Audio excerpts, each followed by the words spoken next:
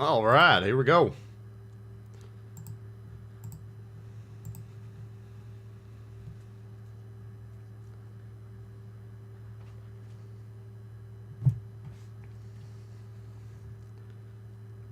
Take a moment. We're just going to make sure everything's working just exactly right.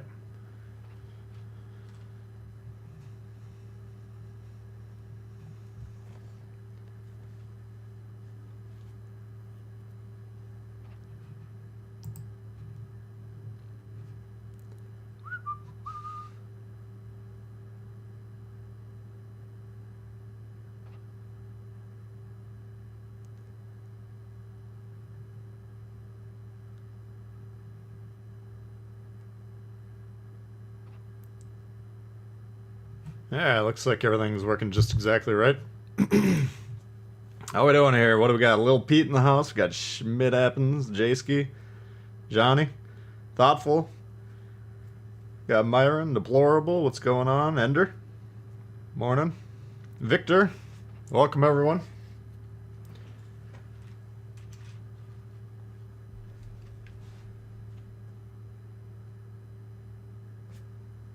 Let's see. I don't think I turned the game on yesterday, so I probably stalled the bureau out. We'll have to check and see what's going on with that one.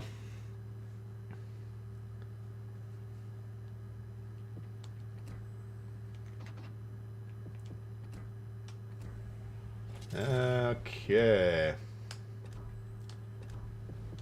Let's see. This time, normally with the bureau, traditionally I should say, I've been doing a bunch of AI games to keep up with the progress. This time I'm like, whatever. We'll just passively do these ones. Not in a huge rush to play legendary tiers, so. Let's see. If you guys remind me, we'll probably finish this segment by the time the stream ends.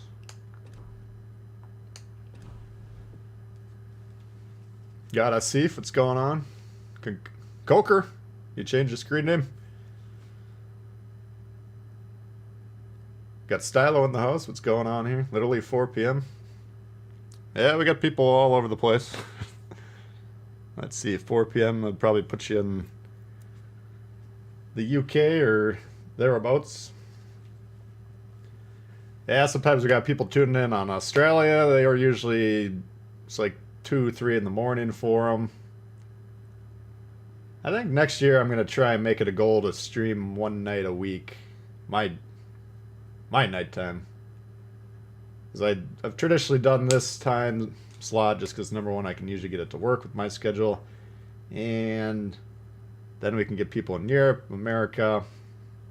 But there's a lot of people that are working during the day or working in the morning or whatever. Not available. So we'll take a look at that next year. What's up, Wayne? How you doing? 11 a.m. Where you at? Jeff, what's going on? Evan. You got DJ.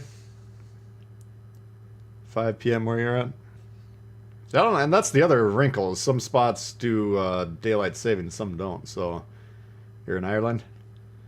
Stuck at work. Oof. Yeah, I gotta go to work later here.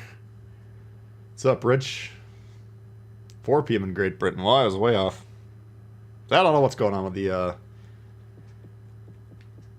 whole daylight savings. Liza's in the house. Zoe. Okay, as you can tell from the title, we're probably going to be mainly working on these destroyers. I got some work to do here, unfortunately, for the weeklies. Wound up getting this. This was something you could buy for like 3 million credits or so. Get 2 insignias, 15 promotion orders at the end, plus some more during the grind itself. I mean, cash is tight right now. I don't even have premium supplies done. Holy God. Alright, we gotta get a tier 7 win. So maybe if we'll probably have at least 1 or 2 early exits. We can try something along those lines. Get that one taken care of. Smack that like button around. That's always good advice. Appreciate it. Zulu time. Low tiers, just 5 DDs at the moment. Yeah, I'm at I'm close to being done with the tier 5. Let's see where we're at here. Gajimata, 24,000. Ooh, boy. So that shouldn't take too long. We'll get that one unlocked today. Playing unmodded ship with no smoke on stream live might be a little frustrating, but we'll see what we can do. Happy about the evening streams. Yeah, it's, I don't know. I mean, there's some trade-offs for me, because if I do an evening stream, then I can't get a video ready for the next day.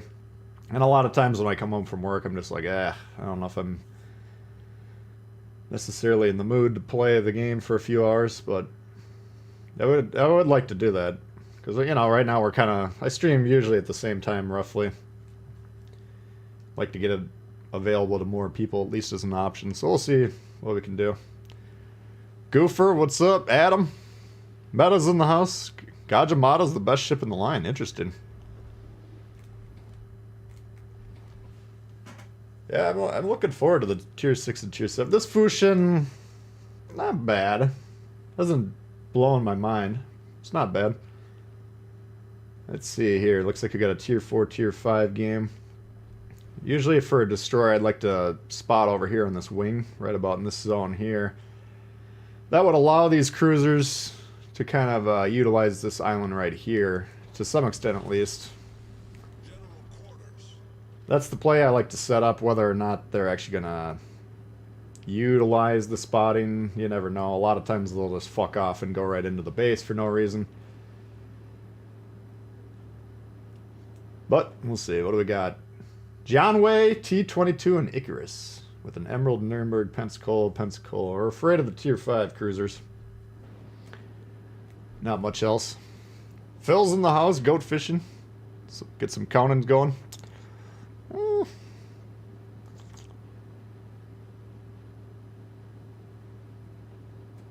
Gotcha, mama. Fushin's legit. Yeah, I mean, it's not bad.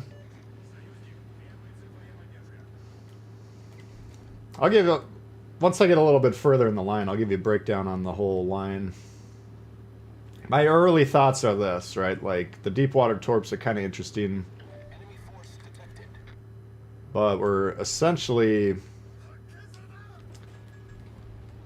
we basically can't torp, you know, a third of the surface ships, right? It's pretty obvious. What's the trade-off? I mean, the trade-off is we get more likely strikes on the cruisers and battleships and the carriers. But is that a good trade-off or not? I don't know. Because when we're removing the ability to torp the destroyers, oops. You know, that just kind of limits our ability to defend ourselves to some extent.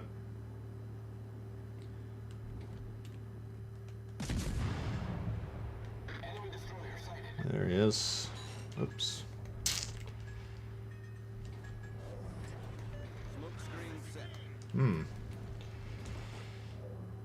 Guess we could try and torp this guy if he's gonna sit in the smoke.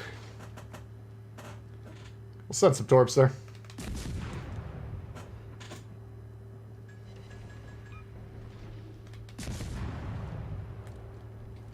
Here comes the suicide rush from the Icarus.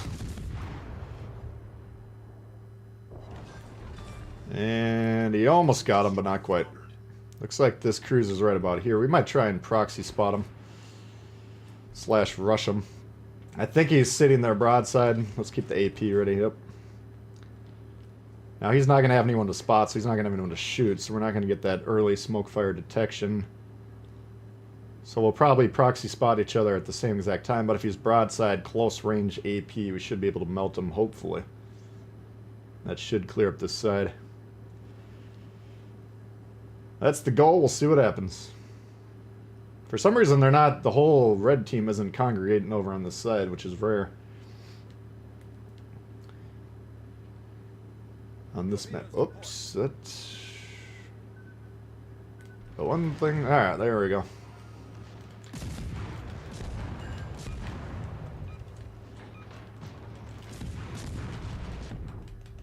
Alright, that should get him here. Spent about a third of our health on that one. That's not a bad trade. FT, new member? No, not new member. 16 months. Goofer.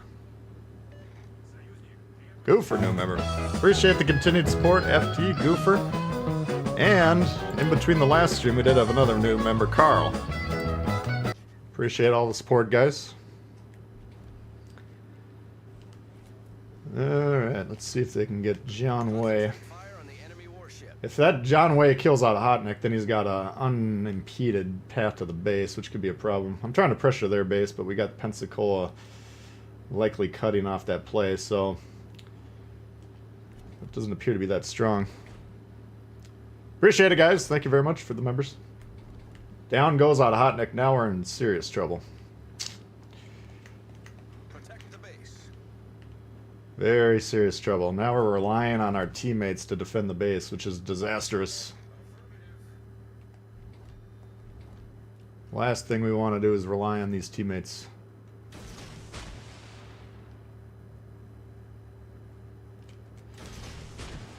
Okay, we might have to just go straight back to the base. They're already on the base. This is probably going to be a loss. We got one battleship going back to the base. Everyone else is like, oh, let's get away from the destroyer. We don't want anything to do with them. It might hit him.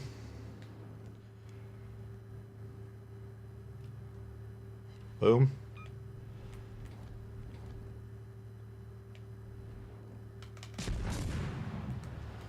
All right. All forces, protect the base. We losing yet? Yeah, we're on the verge of losing a game that we're up 2 ships. Absolutely. The losses will be plentiful today. Don't worry. Hamza, what's going on? Alright, the battleship has arrested their progress.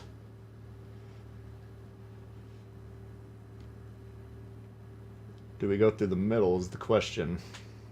Middle's a little bit quicker route, but we got unknown ships in the vicinity.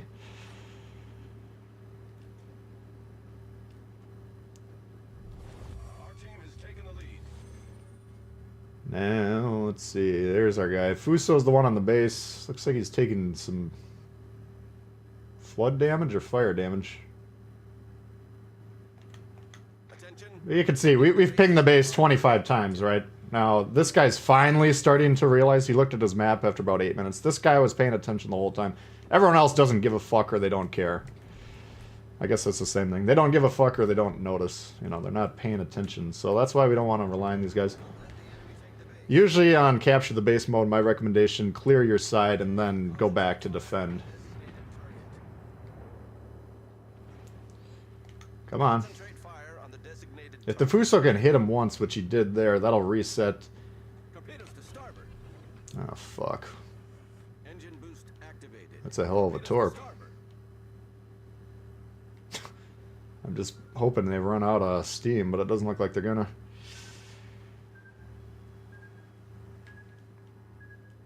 Oof. Alright, he's doing a good job taking him out. He will die, though. Oh, man.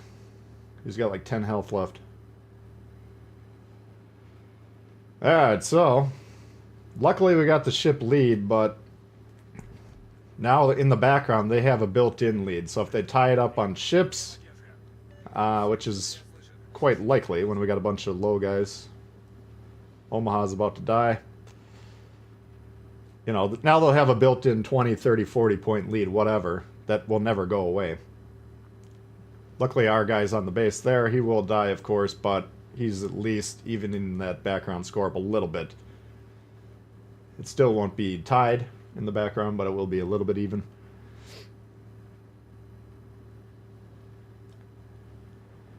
So, yeah, now they tied up the ships. Huh? We're still up 50. It's because we got an extra cruiser.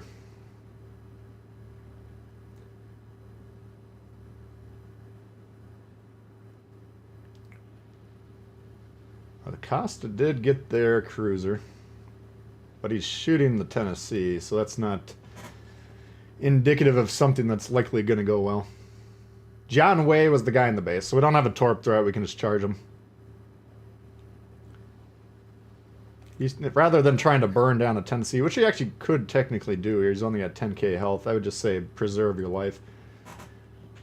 You can get another 2-3 torp salvos off in this match, and that could be important because it's going to take us over half the match just to get back there in the relevant positions again. So it was the biggest mistake on my part was not just going back to the base once we killed the Emerald. And the guns were in the wrong position. What are we doing here? There we go. Alright, we spotted the torps for him. Hopefully he doesn't get zapped.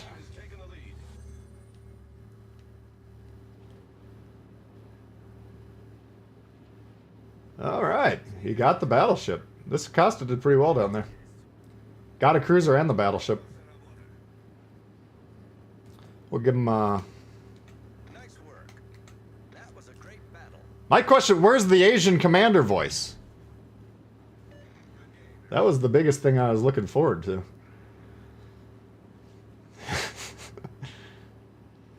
Albanor? What's going on? Can we try the Akizuki? Maybe. We're primarily going to be trying to grind these destroyers today. We're going to have a couple quick exits, no doubt, you know. And rather than just sitting here watching our teammates play, which drives me insane, I got to do one tier 7 premium game, or win, to get the premium supplies done. And then after that, in between the games, if we have the quick exits, maybe we could try some other ones. Bought the Fletcher, nice. 42 likes, 130 people watching. Oh boy. Let's see if we can slap that like button around. Liking the stream actually does help it. Kind of signals to YouTube. Some people are interested in this, maybe others would be as well. Let's try and send it to new people. That's kind of how the channel grows, so definitely appreciate everyone who hits the like button and everything else. Anime voice.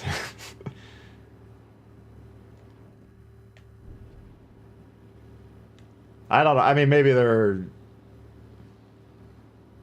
argument could be, you know, that there's so many different Asian languages. But I mean, is the European line all Polish ships? I don't think so. Does Swirsky speak Polish? I don't even know. I'd say there's just as many languages in Europe as Asia, probably, give or take.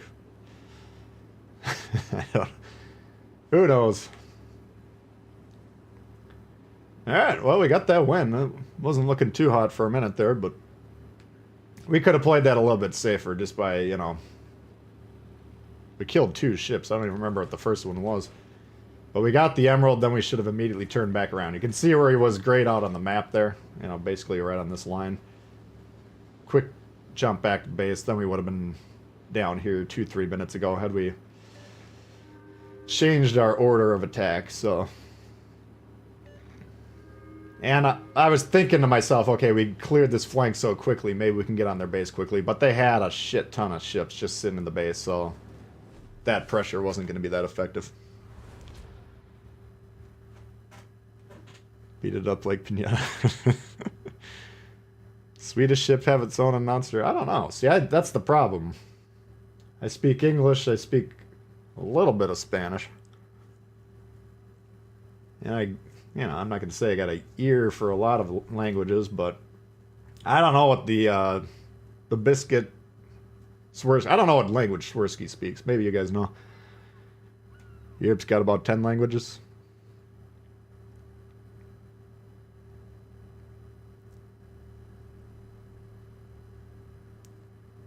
Friesland's Dutch.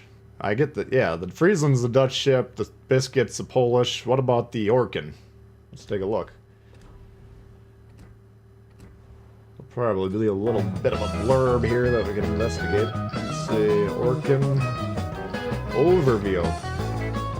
Built for the Royal Navy, transferred to the Polish Navy. So we got 2 Polish ships. I don't know this guy. What do we know about Swirsky? Bio. Polish Navy. So maybe this dude's speaking Polish. American Maid's been a member for 10 months. Appreciate the continued support very much.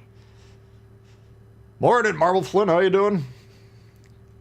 Is there a problem with the Riga? I don't know what the problem with the Riga is. A lot of people are kind of underwhelmed by it.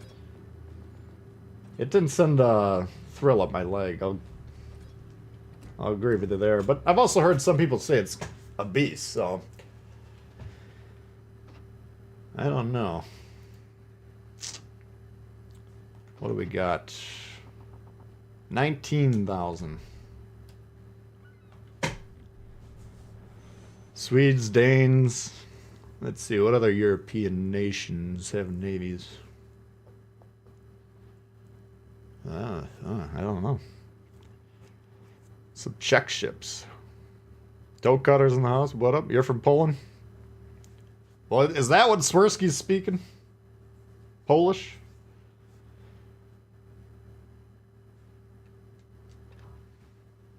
But the point stands, regardless. I mean, there's got to be a way to...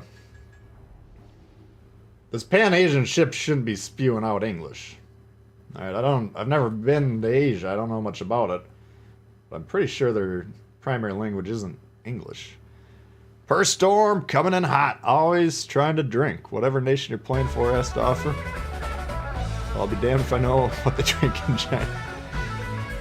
Yeah, I don't know. I know if they drink too much, their social credit scores are likely harmed, which... Probably not the best thing.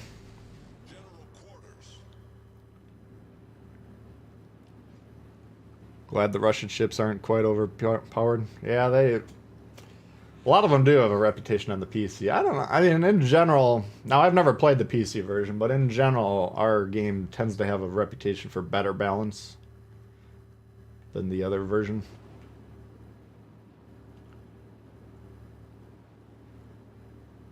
But to what extent that's actually true, I don't really know. Team play is just terrible, yes.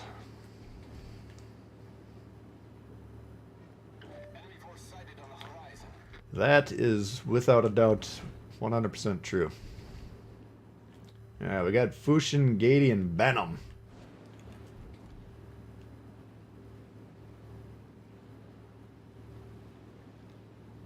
What's up, Ghazi's in the house? Commander language change. Yeah, it is. Benham. So he can torp us, we can't torp him, see? We'll let him aim the torps, he's not going to shoot. And then we'll pop the speed boost, that should throw off his aim. Engine boost activated. Hopefully. He's going to spit him out the other side as well, so we're going to have to make another course adjustment. We got 2.5, and then I think someone else might have hit him. So assuming we don't get wrecked here, that's a decent trade.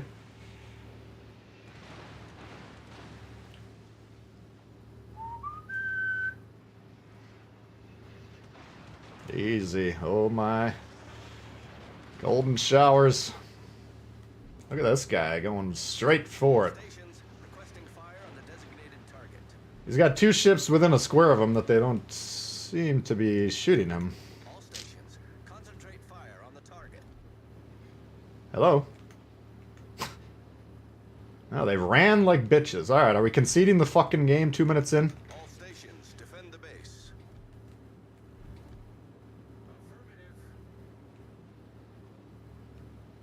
He's not going to get away with it, but again, background score is being adjusted right now. You can see they are now in the lead. Oh, he got off the base. Nope, he got on the base. Alright, Benham.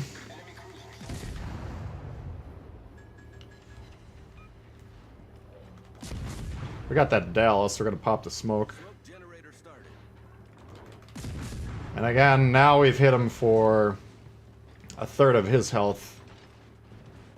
Oop. Critical engine damage.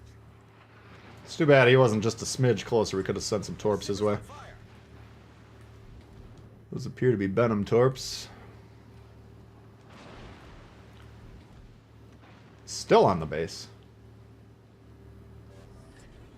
Smoke screen set. That's a way a destroyer who's got the disadvantage when it comes to the gunfighting can even those fights. Just take little exchanges, you know, hit them once or twice, pop the smoke, disengage, come back, rinse and repeat.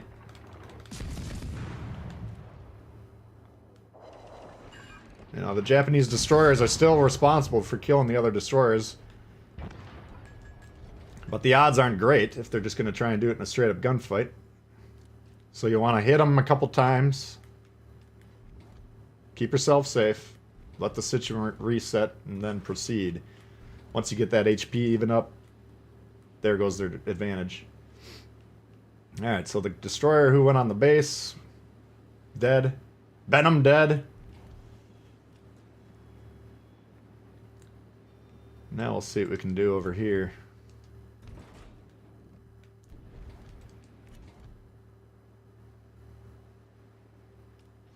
Monahan goes down. Oof. No, basically where he's liking to go. He's been wanting to stay right here, so we want to get that within the torp range.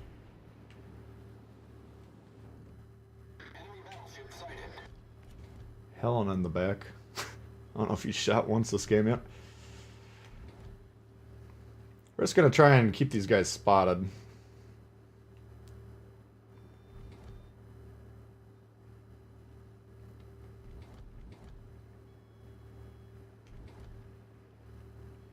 Alright, so Dallas is getting out of there. That'll give us a little bit of a way to project power into the base. They do have a carrier too, which I didn't even notice until now.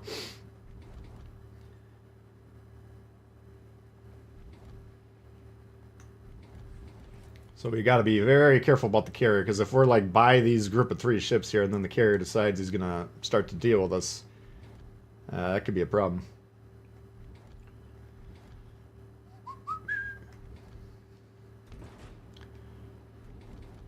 North Korean ships, Taliban paddle boats. I don't know if the Taliban was around in World War II.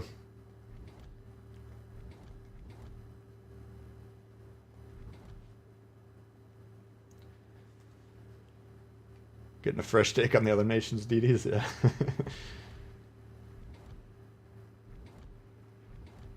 Variety is the spice of life.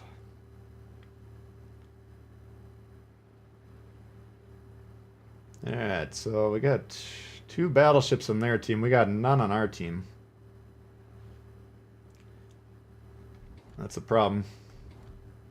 The good news is they're all clumped up in their base. The entire team. The bad news is every one of our ships can be one-shot.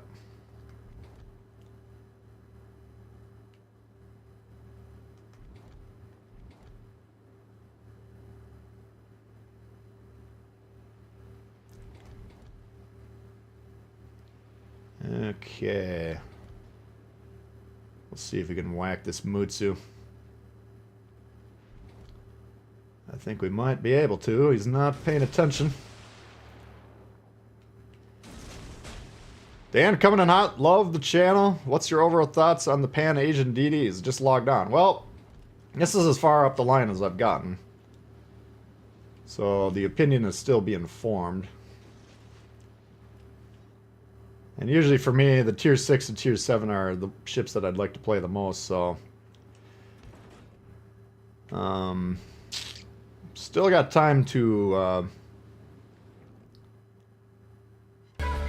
form that opinion. Hey, go! Shores we're gonna whack here. Yeah, I don't know. The biggest question for me is, we have these unique torpedoes, right? But what are the value of the unique torpedoes? I still don't know that. Because we can't hit destroyers with them, and hitting destroyers with torps is valuable. So, I appreciate the donation. I just don't have a very well-defined answer yet. But in the we're going to be covering this line more next week in depth. And I'll start to give you some more in-depth thoughts once we get there. Dope coming back. Good to see you, buddy.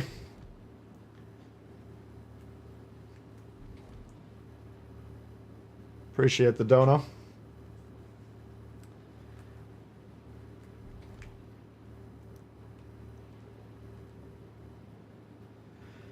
No floods in that strike.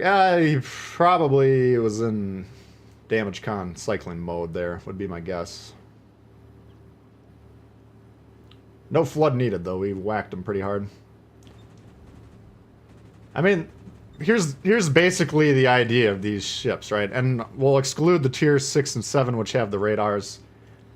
But in terms of just focusing on the deep water torps, we're trading the ability to hit destroyers with them, which, if you follow the channel a lot, you know I think most players put too much of a premium on torping destroyers, right? They're not shooting the guns and then launching the torps in between salvos, which is how you should be fighting the other destroyers. They take 10, 15, 20 seconds to line up this torp, launch the torp, immediately the enemy destroyer changes course, and now they've missed. And meanwhile, they've been taking shot after shot after shot, and down they go. Okay, so that's poor destroyer strategy. But, that said, if I'm fighting these ships in a destroyer, if I'm fighting an enemy destroyer, usually what I'm going to do is the indicator, let's say he's going right to left, okay? The indicator will suggest here, what I'm going to do is launch 2 torps in this zone here, about halfway, and then I'm going to try and knock this guy's engine out with my guns, okay? And then that engine either gets disabled or he gets slowed down, and it also accounts for any course changes, because we're basically acknowledging this is full speed. Okay, so if he turns off or he gets slowed down at all, then these torps are much more likely to hit. And then a lot of times you will hit him with that. So we're taking away that ability. Alright, which is a valuable part of fighting the destroyers. But we get more, higher chance to hit. Like this Mutsu had less time to react when he saw the torps pop up on the screen than a normal ship. Maybe, we can't zoom in now, but let's say he saw the torps here and then they hit him here. Maybe you would see them back here, and he'd have time to gun the engine. Maybe he only gets hit by 3 or 2 torps, and he's still alive for another salvo or 2. So it's better for torping battleships, cruisers, but clearly worse for dealing with enemy destroyers. And my thoughts for destroyer play is dealing with the enemy destroyers is like goal 1A, 1B, along with capturing and controlling objectives. So, I don't know. We got to see. And we'll see how the radar plays out. I like playing the Orkan, but I still think the Orkan's better for division play. Just because a lot of times, you know, you need your teammates to help you take advantage of the radars. To fully utilize them. So, we'll see. We'll see. We'll keep it grinding hard so we can get Tbull to play for a leg. Yeah, we missed our buddy Doped Wookie for a while here. Good to see him back. Schmidt Appens coming in hot. Just got the Amagi. Having a rough time with her. Any tips? Yeah, I don't know. Let me think about the Amagi. I mean, if you just do a survey of the ships that you see in the wild, you don't see the Amagi that often, which suggests to me that a lot of players are having trouble with it.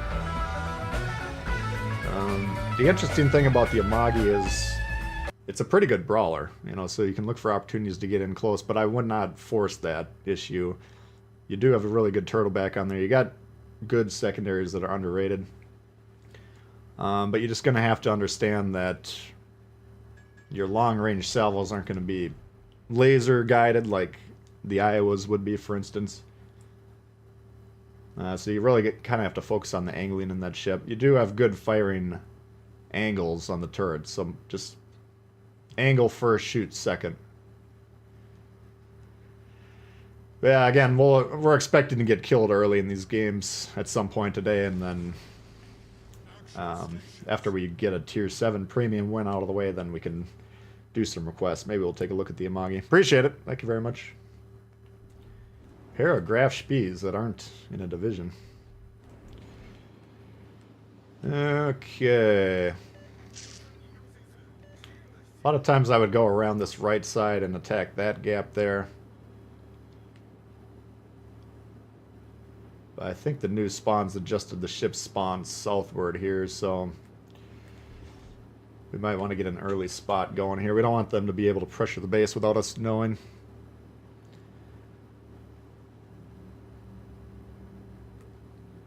Enemy force detected. Okay, he's coming in hot. He's coming in hot.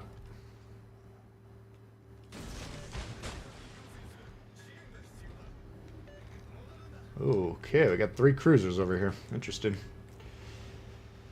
Well, the battleship should have a field day. If he doesn't have HE loaded. You out of here, Hamza? Alright, man. Take her easy. Cunningham, Scharnhorst. Yeah, I would probably spec for some actually. Alright, are you guys gonna shoot or not? I guess we're conceding this cap. Okay.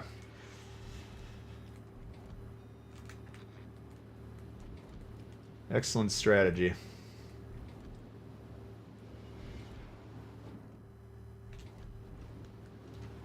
He shoots at the ship furthest from the cap here. If you're new to the game, the objective of domination mode is to capture and control the bases A, B, C, and occasionally D. Shooting at the dudes in the back, floating around in outer space, irrelevant to the outcome. Alright, well, this one's not looking good. Engine boost activated. I think we're actually probably in jeopardy of getting detected as we come around the island here.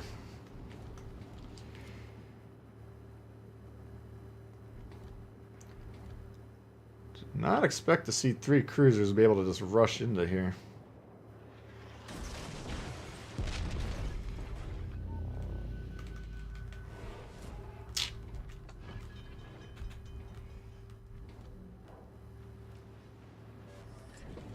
Problem solved, sir. It might hit him. Maybe, maybe not. Going behind this island, he hasn't been able to shoot for 3 minutes, and now he's attempting to replicate the effort. And as a slow-ass battleship, that'll be a 5-minute removal from the realm of relevancy. So, C has been an abject failure by the blue team. We'll see if we can go back and get B. But if you're looking at the map, which is how you'd want to evaluate what's going on in the game, you can see this is an absolute shit-kicking. And I don't really see any reason for it, especially since we're up a ship. Just fear and ignorance. We got 3 Chumbalones back here that are completely irrelevant. Conceded B because they didn't want to play it. Clearly we have evaluated these guys. Not impressed. And A. Looks like both their destroyers are over there. No battleships this game, so I don't know where the fear is coming from. But they're terrified. There's no doubt about it. So far, enjoying the Italian cruisers? Yeah, the Amalfi, I don't know. I mean, my first Amalfi video was me basically saying I didn't like it that much. Engine boost deactivated. But ever since then, it's grown on me a little bit. It's an interesting line. I don't know. They kind of have like a niche role. I still would like to see the SAP shells. Then maybe we can make it even a little bit more niche. Or more unique. I think they just dropped the ball by not programming the line as it was intended to be played.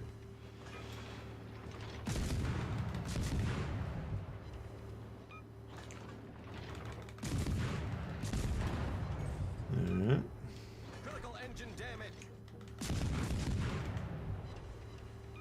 So we know he's going to try and torp with his last... Oh, I don't think he's going to get one off. He might have launched... he's probably got some torps heading that way or something. Not sure why he wouldn't have torped prior to that. Problem solved, sir. Enemy cruiser detected. The enemy team has taken the lead. This is just a stupid fucking game. We have 5 ships versus 3 over here, and they're terrified of that prospect. If you have a numerical advantage, you should be the one creating the fear, not the other way around.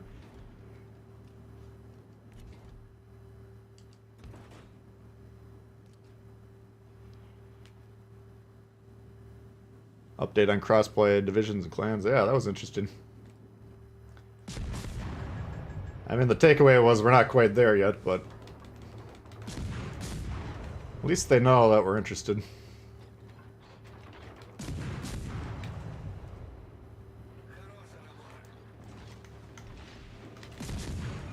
I believe Hiroshi Novoda does a good job, which why anyone would think anyone's doing anything well on our team this match is beyond me. Problem solved, sir.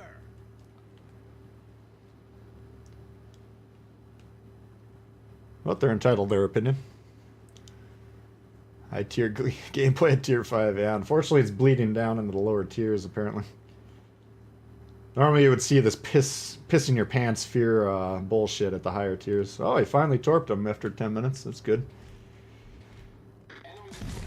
Ah, fuck.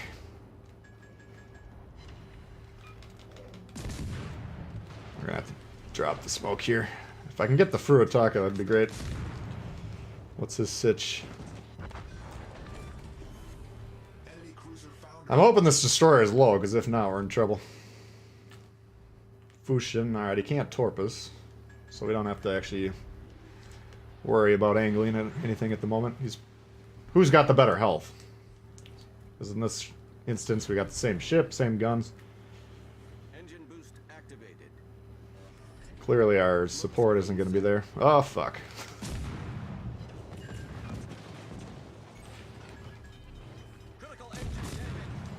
We'll see if we can get a little bit of damage before we go down here. We should have rammed him. That was a mistake.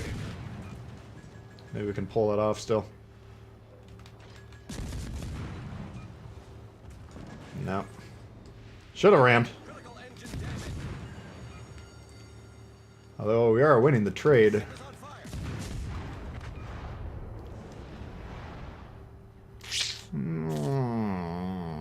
Can they win this game? Let's see if this dude gets C, or if he sails right through it.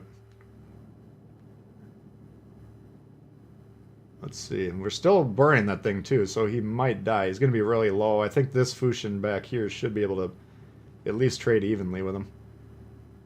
Not if we get C and hold B, the game should be over. The guy's right on B though, so... our dude does not seem to be aware of where he is for some reason.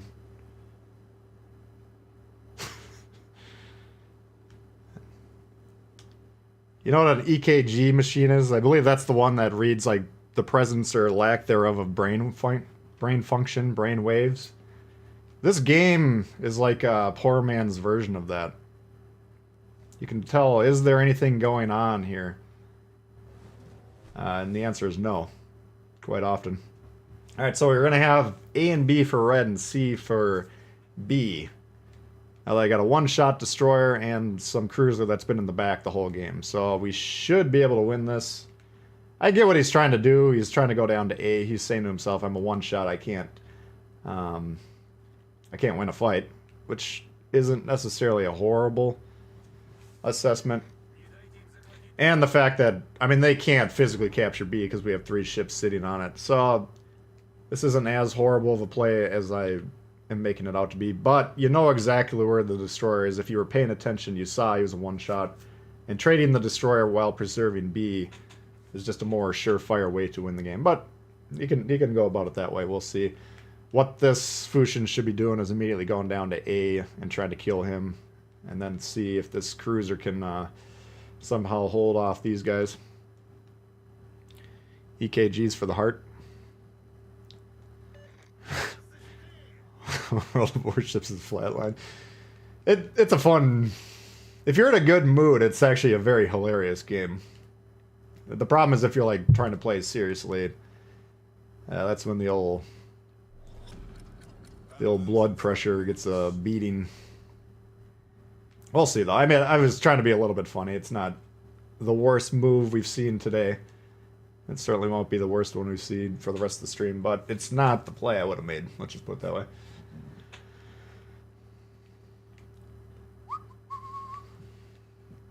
Had a heart attack. What's the brain function?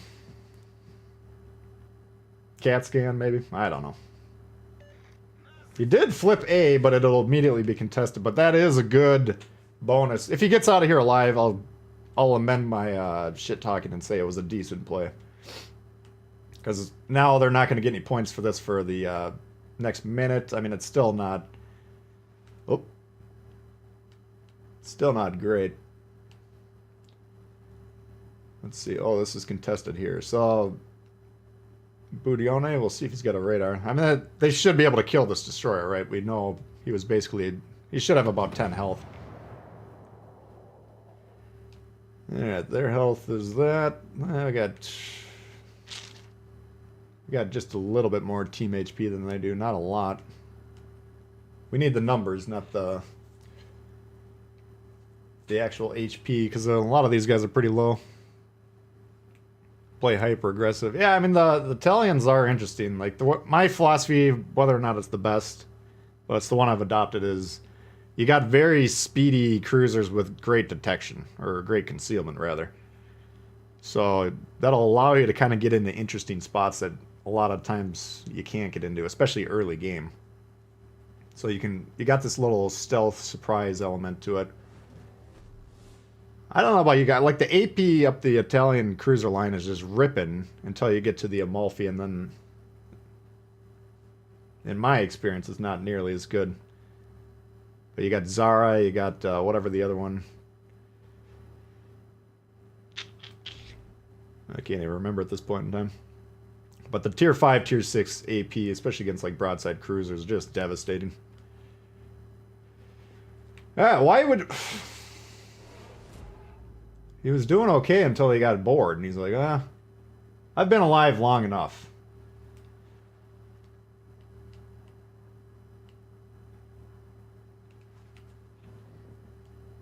You know, he did a good job of getting the fuck out of there, but then he's like, I gotta kill him. Why do you gotta kill him? You don't gotta kill him.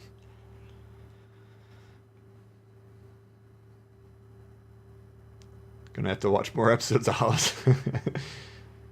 House, I never watched House. I know a lot of people really love it. I just thought it was a funny, I used to kind of make fun of the commercials. They were always on when I was in college, and basically the idea of the show was like, Doctor, what are you doing? He's like, I gotta kill the patient to save him, was basically the premise. That was like my hyperbolic take on the show. And then one day, they actually had a preview commercial that was the episode. He was actually going to kill someone to save him. Which at that point, it had fully self-realized. But as far as I could tell, again, I'd never actually watched the show. Torpedoes. Why did you spend the time launching the torps? Jesus. If he's on the reload, fine. That's a little bit of insurance, but just pull the trigger, guys. That was an interesting game.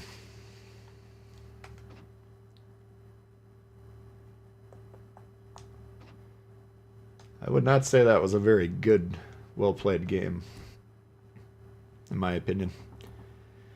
Alright, 8K left. Hopefully we can get it down in 2 games. Venezia.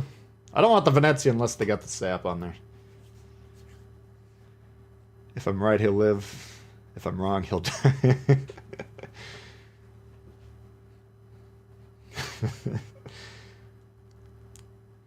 Trento, yes, Trento. Trento and Zara, both those AP shells are pretty nasty. What's the earliest ship to get radar? Budione would be the one, I believe. Tier 5. I think that's the only Tier 5 with a radar currently. Now, you have to actually put it on there. A lot of times the Budione pilots don't realize that they could be running radar. So you can gamble mentally and say there's a good chance this guy doesn't have the radar, because you have to physically go in there and switch out the sonar or whatever consumable is default. And it's a short range, low duration radar, so maybe some people will evaluate it and say they don't want it. So you can gamble if you want to and say, this dude probably doesn't have the radar. My advice, though, if you want to play the game at the highest level, and I take dumb risks, assuming my opponents are bad often, which is in and of itself a bad play on my part, but you can do that and say there's a good chance this dude doesn't have the radar, and oftentimes you'll get away with it. Gonna need some silver. Yeah, that could be a problem, isn't it? What are we at? God damn it. Oh, to be a 200 millionaire again. How did I get so much damn silver back in the day? Did they just not introduce any lines for a while? What the hell was I doing differently? I had like a year where I had like 200 silver. And we were buying the weekly commander crates. Maybe I just don't play as much as I used to. 8 km, 15 seconds. Alright. Why didn't we go into B? Because we spawned on it. Well, anyone can capture B in this base, and we can't spot from there. This is the one map I don't advocate destroyers playing their home cap in every instance.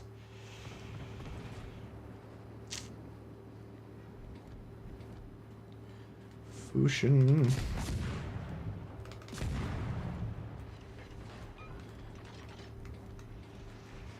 Alright, who could shoot us?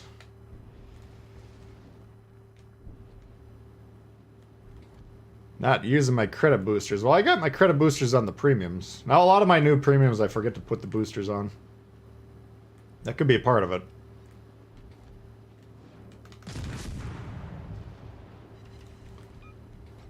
That could definitely be a part of it.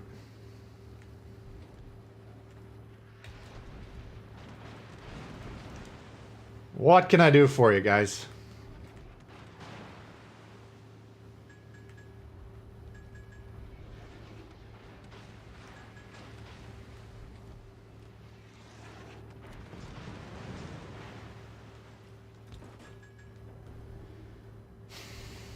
Alright, well, we got dudes more interested in shooting me than the opponents, so that's a good time to just tell them you're on your own.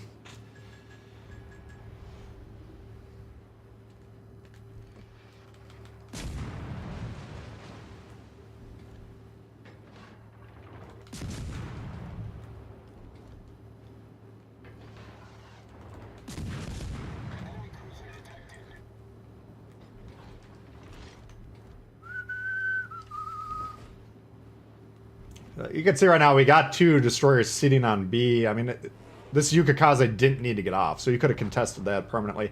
And we gave up our home fucking cap. So this is, you want losing strategies for 500, Alex. This is textbook. All stations, concentrate fire on the You target. do not give up your home cap, because that's a double cap swing. We had a cap that we controlled. Now we don't have it, and they got an extra one. You see how this works? So the odds of us winning this game are in the single digits, according to my snap analysis.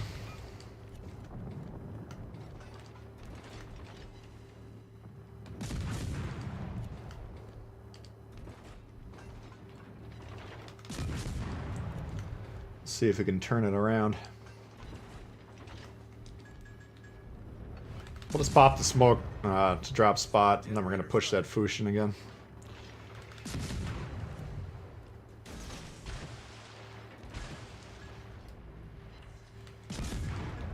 Alright.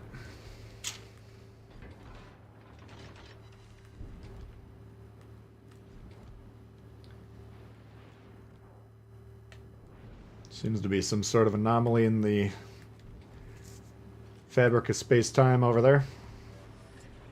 Smoke screen set.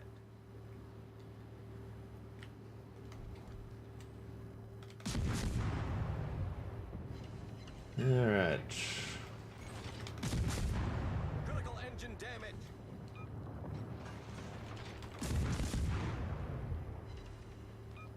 Well, basically what we're doing is angling, you know, about 10-15 degrees as hard as we can, then allowing the guns to reset for the reload. Want to keep the damage per minute up as high as we can.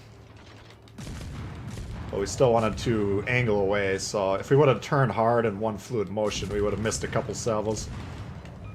Or, not missed them, but not taken a couple salvos. Alright. See if we can hit this guy or not. Problem solved, sir. Alright, we're down to 3 caps. We do have a good ship lead, though, which is the one glimmer of hope that we might have. We're gonna try and recapture some bases, because they're gonna have a hard time taking A, but if we can get C, D for free here, that should be profitable, I would say. So let's go ahead and execute that plan now. Engine boost activated. They got 2 destroyers. These guys will suicide strike the Queen, that's fine. And then we got a Dallas, we got 1 more destroyer, and then another battleship off into Timbuktu. So I think, due to the fact that we got 9 minutes left, we can capture these fairly quickly. Well, we might die here, I guess.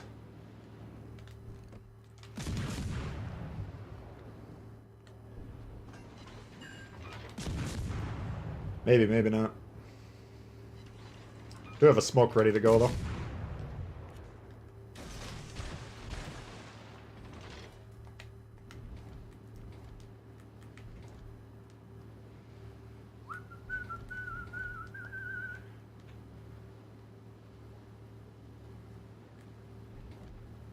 There you are. So that's a free shot he had. That's actually pretty decent there. Smoke generator started. Because now we can't really reliably win the fight against this guy. Oh, he got stuck. Beautiful. All stations requesting fire on the designated target. So, I would assume there's probably torps coming. That's why we want to be angled away from this thing. Yeah. Time is of the essence here. Smoke screen set. This is becoming less and less likely for a red, but the fact of the matter is that they kill a couple ships here, they still have the background 3 caps generating points.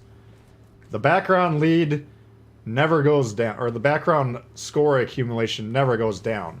Okay, your active scoring from killing ships, that swings back and forth, right? If I kill a battleship, that's a 100-point swing in our favor.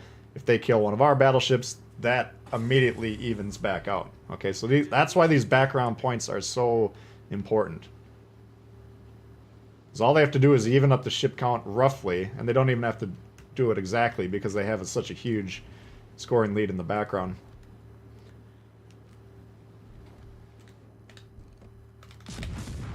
Fuck that. You tell me that smoke isn't there?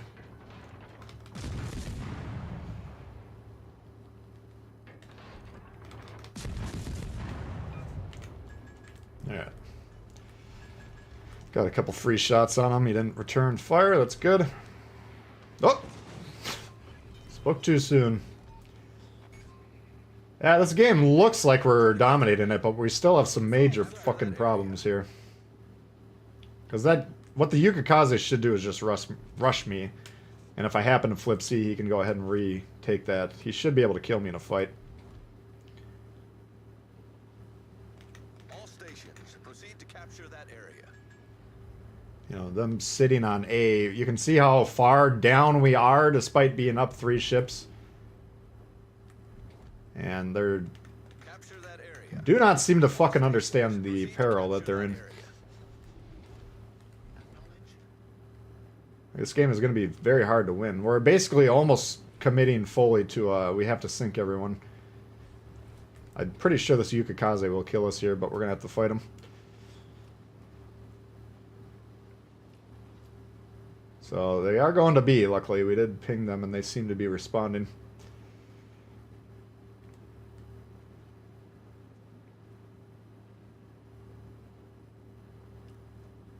All he's got to do is hit us once.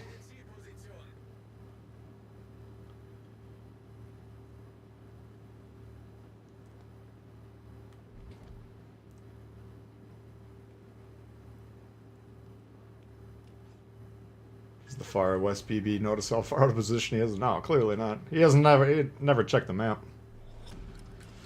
This is a bit of a problem here because we're going to be spotted here and then he's going to have time to get the guns on target. I want to remove this peninsula. Fuck. That's exactly what we didn't want to have happen.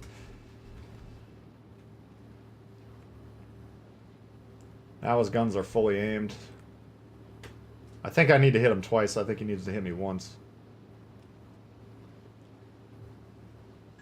But it might be too late for taking B to matter.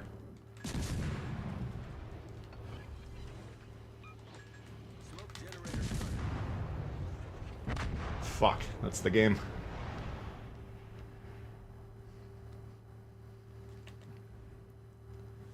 This dude knows what he's doing. Right here. I don't see any evidence that anyone else in this game really grasps the basic principles. Now, basically, they have to move into C and D and kill the Yukikaze. We might be able to catch up on score then. But the odds of killing these ships that are sailing away for their lives extremely low. So we'll see if these guys know how to play or not. But I don't think we can pull this out. This is such a huge deficit at this point in time. They basically have to commit to killing them. So that's a fucking... That's a brutal loss. When you have a 3-ship lead at some point and you get the living piss kicked out of you, you fucked up bad. You know you fucked up bad. Great teammates, yeah. Very sad game. These are the games that are very frustrating because, you know, the guys playing Team Deathmatch were doing a pretty decent job of it for a little while, but this isn't Team Deathmatch. And if you play Team Deathmatch, you're going to have a bad win rate. So that was preventable. Squad sitting on A, yeah. You already control the base, and they had no path to get onto it if you push into B. Again, you have to actually look at the map and you have to actually realize what's going on here. Oh, what happened here? Somehow we boosted that, because not long ago we were about 3 hours away from doing this. Or getting this unlocked. Alright. How are we doing here? We got 208 people watching. Appreciate everyone tuning in. We got 101 likes though. Half the people watching do not like the stream. This is battering my poor ego. Tier 5. That's probably how we got it. We'll put Königsberg in there. There's a decent chance we'll accidentally play that. I'm not doing the daily trials anymore. I mean, the Bureau will get it when we get it. But the Legendary tier is so full of shit right now that it's not even worth my time. Because to grind out these AI games, it takes between 45 and an hour. You know, depending on how quickly your team wants to get it done. And that's just taken away from my ability to grind other lines that I want to grind or whatever else. Alright, so we probably aren't going to game what... We still might have 2 Fusion games left. What's the Tier 7 Premium that we could play quickly? Try and do a non-destroyer.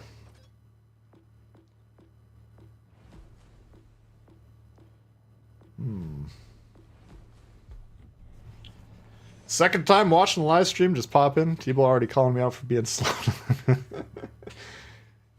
You gotta be on top of it.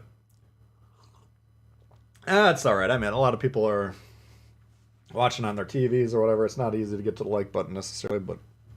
Or you just don't feel like liking it, that's fine. It's your own personal choice. Loyang, yeah, I was thinking about it. I don't want to... We'll try and mix it up, because we're going to be pretty heavy on destroyers all day today. Achikov was definitely something I was considering here. Okay, we got a carrier. Parseval. Akizuki, Benham, Masashio. We got an Indie and a Hipper. We want to take those guys off for our destroyer's sake.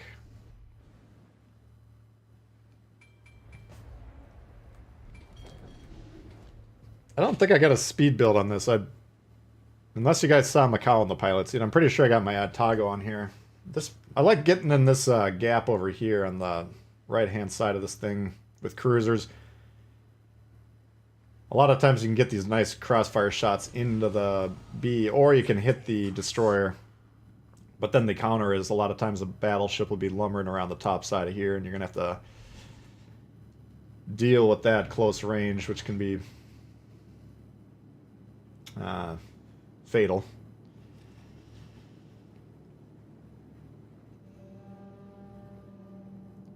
Send messages to dumb players telling them to go check out Tbull.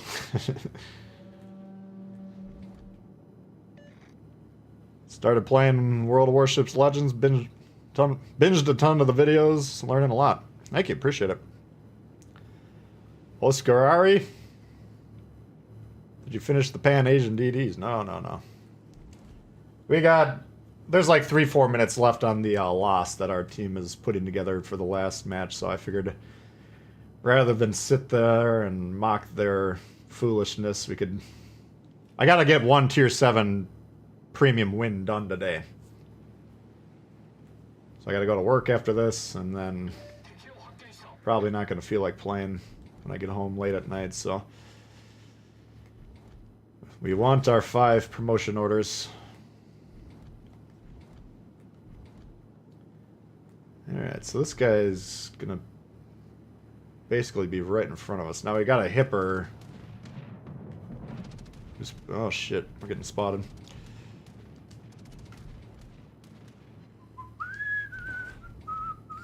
Hipper doesn't see us yet. Battleship does, though. I'll trade the Atago for the Benham. I don't know. I don't like to trade, but... Jesus.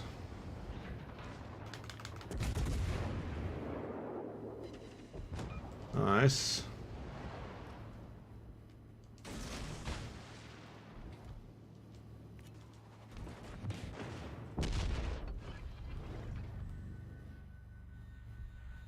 Whack. Oh boy, he did beach right where we planned on him beaching. He might get a torp or two.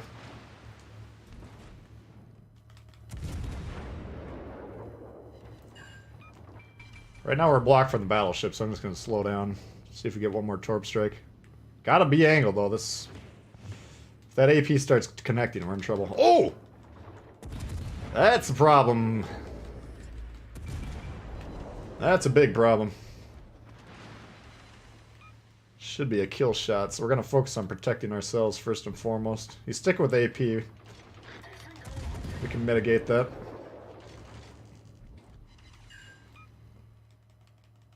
Come on. Boom. Alright. That's why I like that gap. You can get a lot done there. It is a very high-risk play. There's going to be a lot of times you don't get out of there playing that spot, but there's profit to be made. I want to get B as quick as possible, because even though we got 3 ships to 2 on C, we are losing C. Oh, no, they do have 3 over there.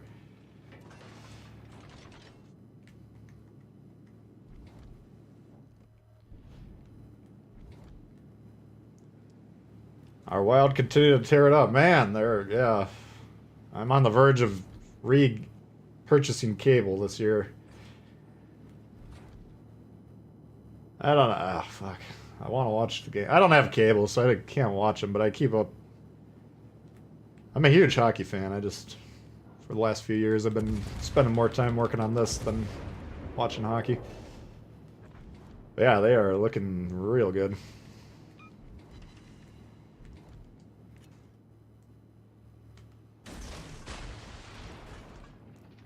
I'm gonna risk a shot from the CNOP here.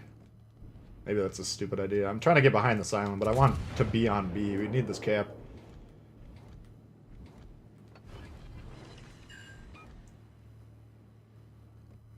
Yeah.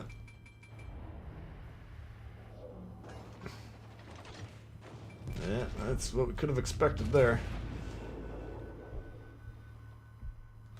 I don't think I'll get another shot off, though, hopefully.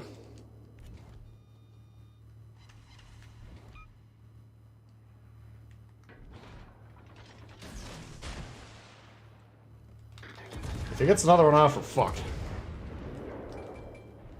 There we go. Alright.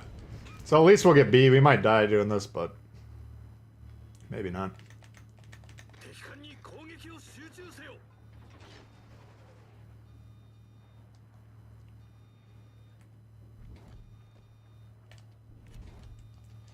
Alright. We should be taking shots here.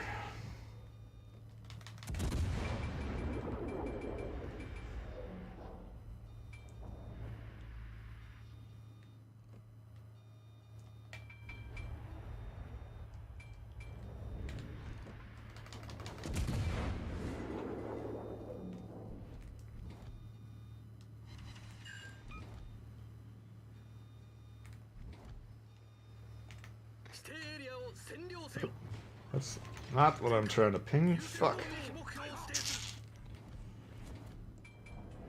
That sucks. I didn't think you could hit me.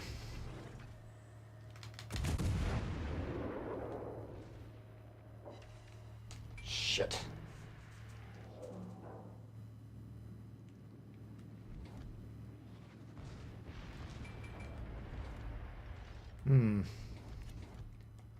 We got problems galore.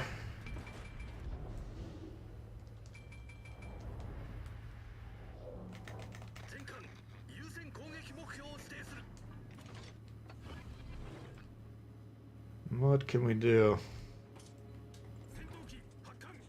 I want the back torp for the CNOP.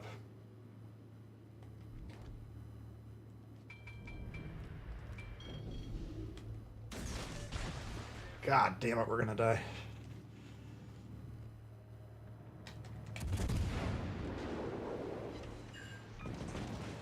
I don't know why his guns weren't ready to go.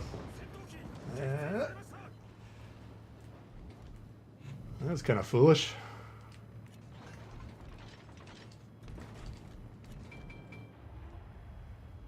Alrighty, damage controlled.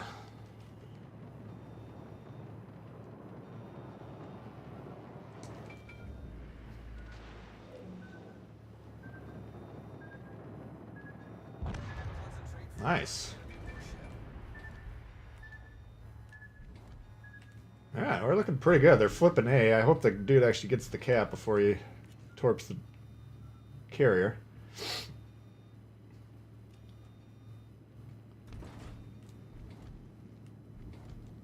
It's kind of a fun game.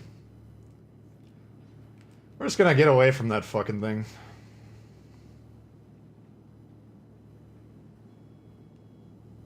It's like the carrier's turned his attention to him, so that'll prove fatal to him sooner or later.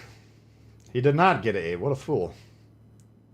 Doesn't have the smoke, so maybe he's experiencing trouble with the torpedo bombers. I still think he probably could have gotten A, though. Tough to say, though. Lake Tahoe, yeah, that was pretty cool. Bruins fan, you guys are inconsistent. Yeah, I watched every Wild game for like a decade, you know, maybe missing like 2 or 3 per year. You know, if we were hanging out with my friends, we'd be watching the game. So I watched a lot of Wild, and then eventually it was just like, oh, at the start of the season, I already knew it was going to happen. We were going to get 7th or 8th seed and go out in the first round. And it was like, fuck, I'm spending a lot of money on cable, which is the only thing I watch on TV is hockey, and then a lot of time, you know, 80 games times 3-4 hours.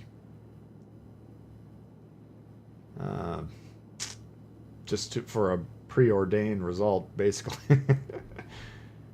And then I started trying to work on my YouTube, and I'm like, well, I don't have a lot of time anymore, so I haven't had cable for a few years. I haven't been able to watch the Wild like I would like, but I would really hate to see them like actually have a great fucking season and me not watch any of it, so I might have to just buckle down.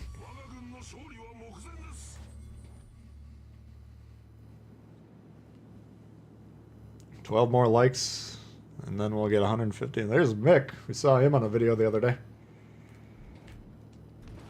Good to see you, buddy. Ah, the Parzival. One of nature's most hated creatures.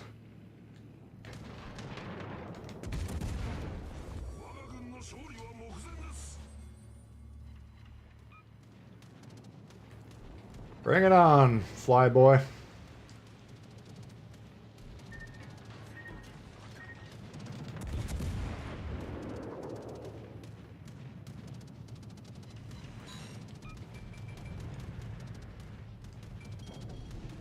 It's coming right for us.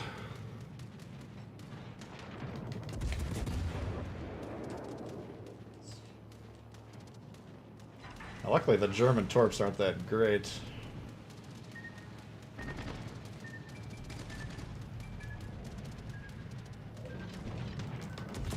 And our torps are pretty good. Looks like he's sailing right into him, so. Call that a dub.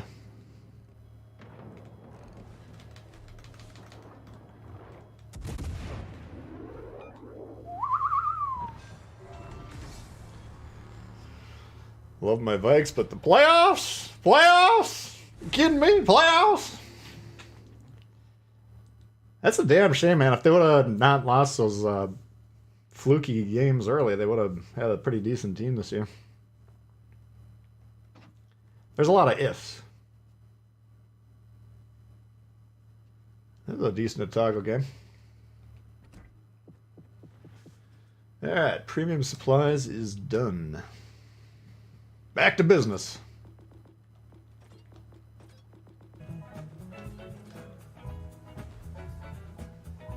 Doug Redshirt, thanks for subbing. You're in a match with me and over winning. Yeah, that was a good match, yeah. I thought that was a pretty fun game.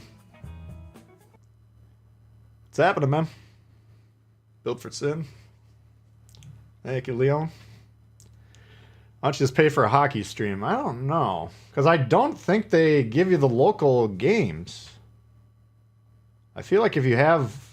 Maybe I'm wrong, but like back in the day, if I got the NHL package, it wouldn't show me the Wild games. And I actually tried to get it last year during the playoffs. And it was like... as soon as I subscribed to it, it's like, thanks for being a member. We'll see you next year. I'm like, what the fuck is this?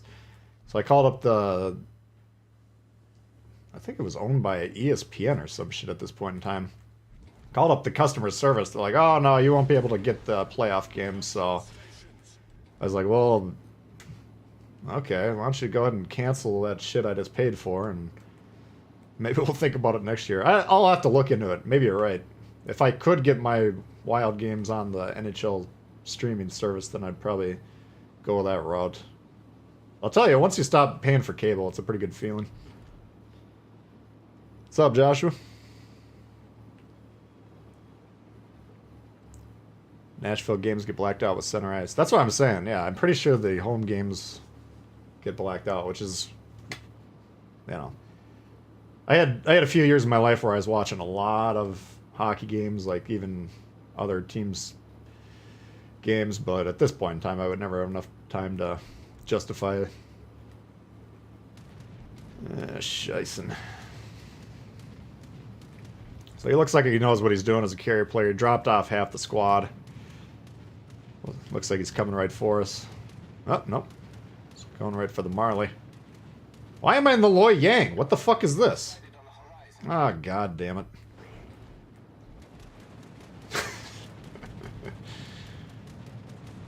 No wonder it's taking me so long to grind this line. I'm not even playing the right ships.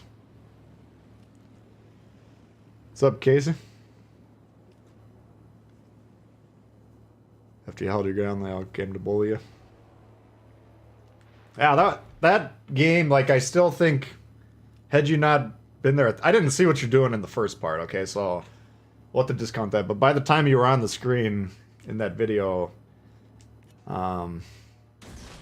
I think we probably still would have got it, but it was like, rather than me continuing to have to make plays at that point in time, I was like, okay, this guy's not going to fucking kill himself for no reason. And he might actually get another kill or two. So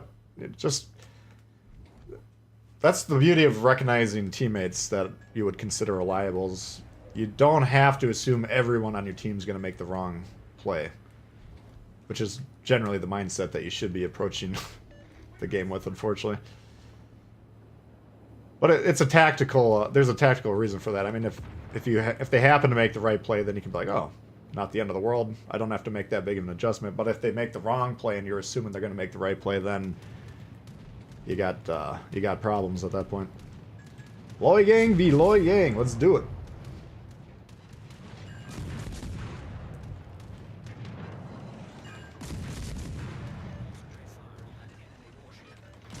Looks like he's mostly focusing. I feel like he's launching though. Let's do a couple course corrections.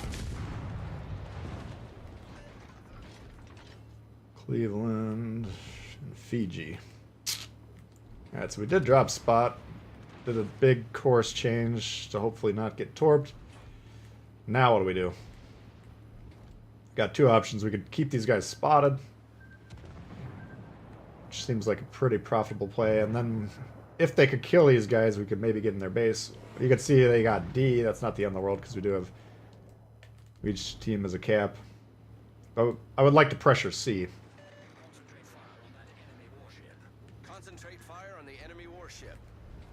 See if our dude's in position to convert this. No, I can't even shoot.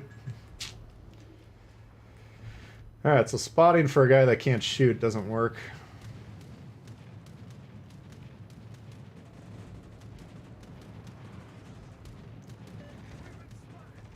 Forgot to take the premium filter off, yep.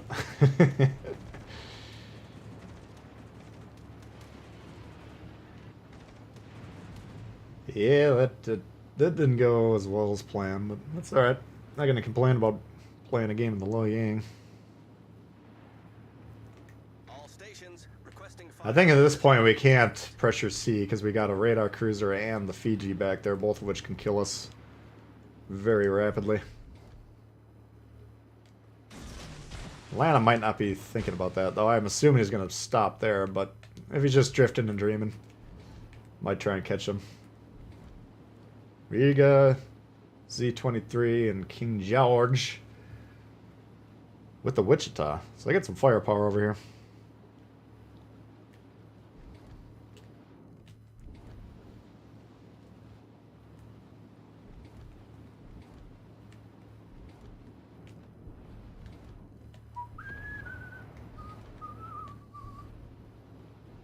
Shit. They got the destroyer is the good news. King George can't shoot right now.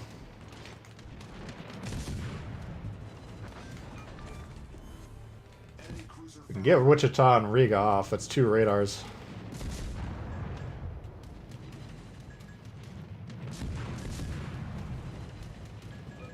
smoke generator. Does this thing do any damage or no?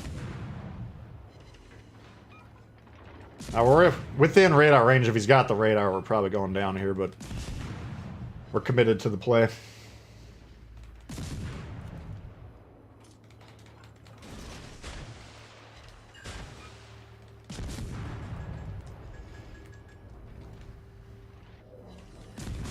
Smoke screen set.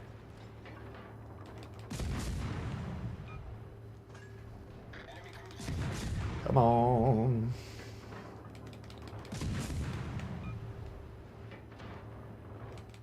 Oh. Hello. That's a kill. It's a dead Wichita if I ever saw one.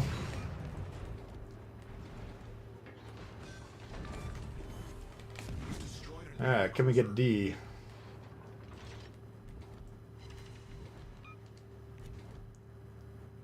If he comes this way, which it looks like he's gonna, then they're conceding D. The only thing that can stop us is the carrier.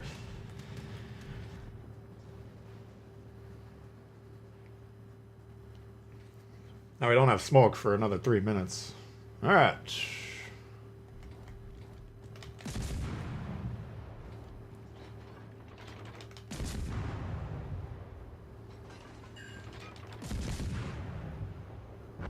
Fuck, dude. If you're new to the game, rushing battleships and cruisers is not effective.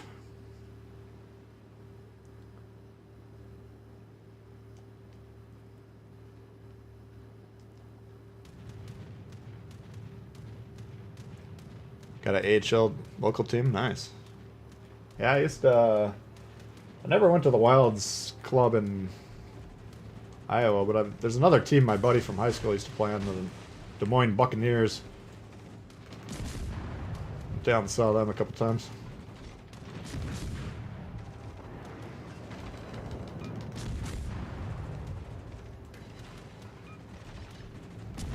I don't know. Sometimes these carriers like wind up. I think they set their engine. You know, they throttle up, but they don't set waypoints, and so as the match goes on, they'll just wind up you know, all the way to the into the enemy's side of the match, which is not ideal. Uh-oh, this is a problem. Attention. Reporting the target position. Alright, I got him. Beautiful.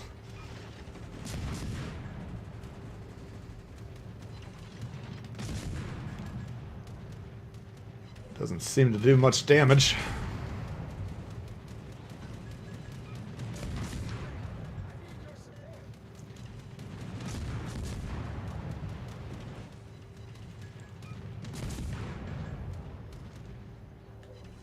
Ah, the Loy Yang.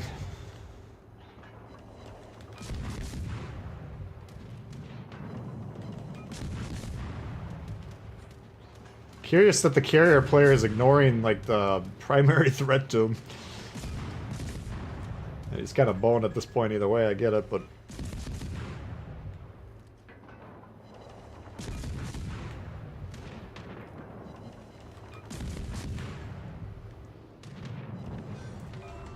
Alright.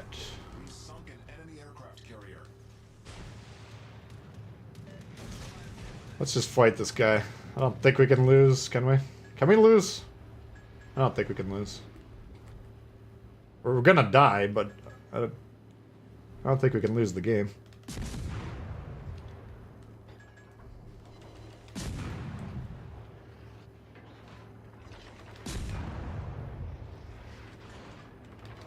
You're gonna want to shoot back, buddy. You're gonna want to shoot back. Oh!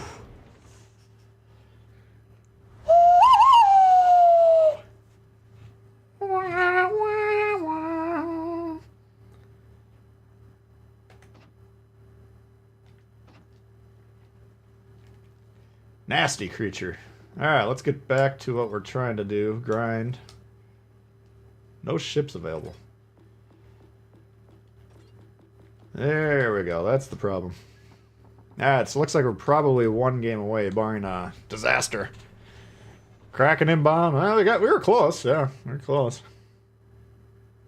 Had that dude not shot, the Torps would have taken him.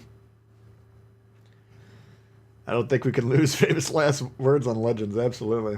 That's like you just challenging the universe, you know.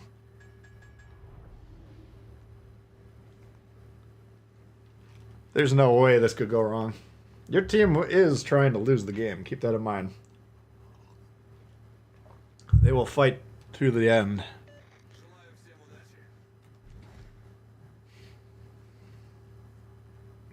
Shikaku, one of the rarest ships to see. Yeah, tier 7 carriers in general you don't see a lot of. I'd probably say Parsifal's the most common.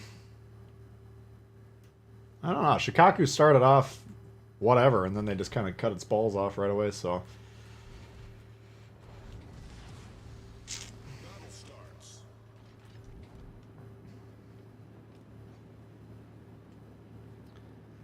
Not enough silver. How much do we need? So now it's 18 for tier 7s. It's got to be like 4 or 5, 6 for tier 6. Well, I don't. We've hit the credit wall within the last couple of new lines, I guess I should say. Been hurting for cash ever since.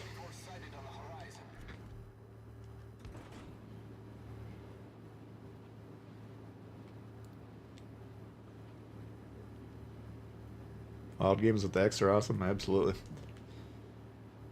Yeah, one year one of my buddies had season tickets and we were going to like, probably went to 20 games that year. 25 games. Lower bowl, it was a good time.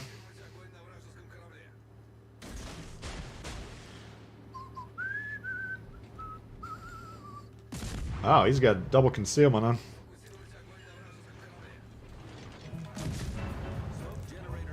Dragon Spears, thanks for subbing.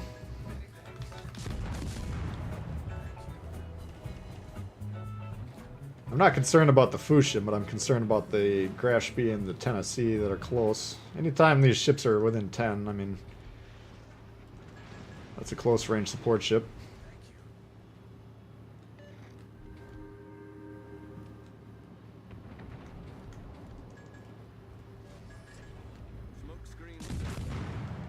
See what we can do here.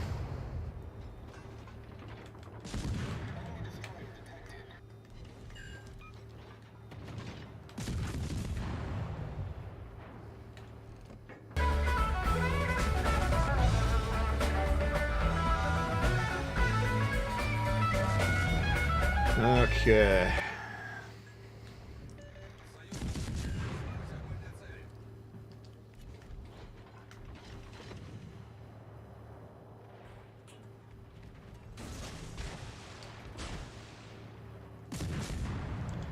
Carlos coming in hot. Thanks for the great content. Thank you very much, Carlos. Appreciate the very generous support over time. It's been outstanding. Appreciate it very much.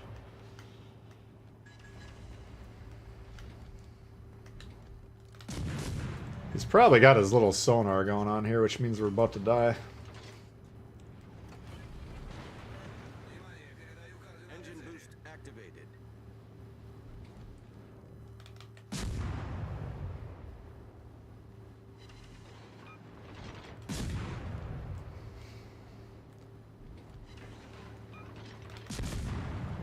Rash speed has kicked the shit out of that New Mexico.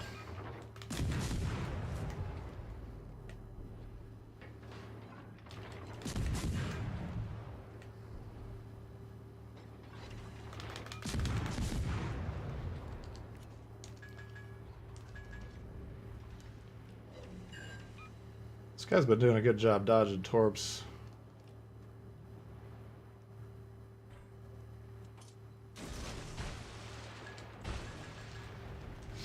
Somehow we're actually getting A. Oh, it's contested now. Okay.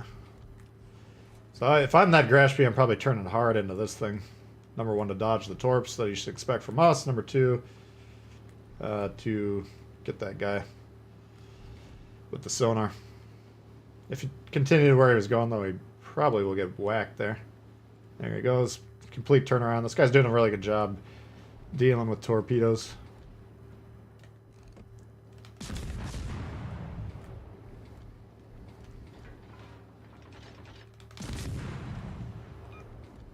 If you know there's destroyers in the area, you gotta assume there's a good chance for torps, and then you need to be changing what you're doing often.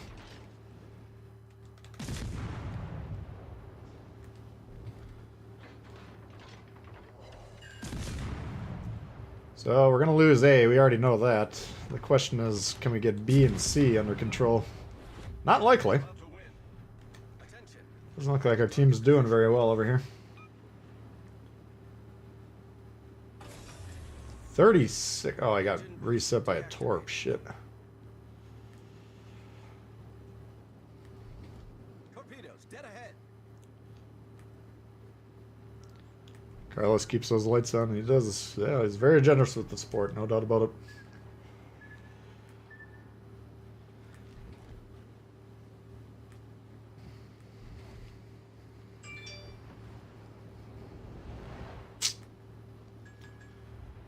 Alright, well, the good news is the Grashby didn't bother to get A. We only got 45 points, so we need to get this just to guard against the mercy rule. If we lose one more ship, we'll lose at this point. Let's see. Yeah, even if we lose a destroyer, we're down to 0, so...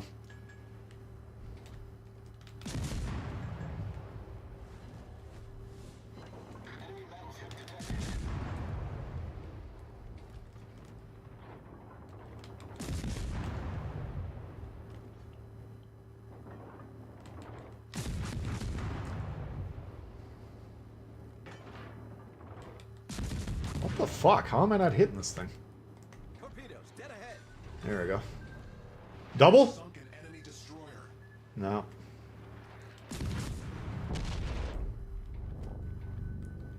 Why is the game whiling out? I barely got hit.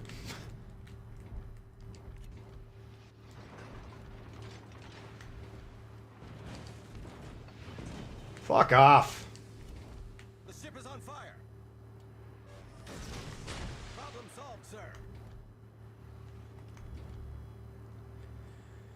It's gonna have to play a little bit lower percentages. So we can't get C with these battleships on here. Period. So if we can wound both of them, now it's hard enough to hit one battleship with long-range torps. It's very hard to hit two of them. It's because you're dependent on both of them to not do anything with the left thumb for the better part of a minute. Doesn't look like Gneisenau's doing much. And Mutsu, what are you doing, bud?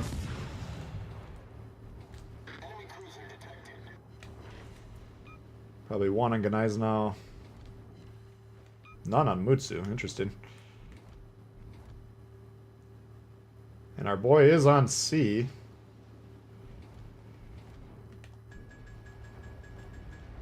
I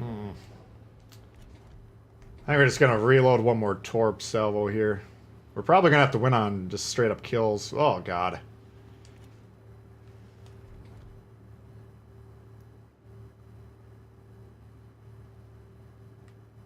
Oh, fuck.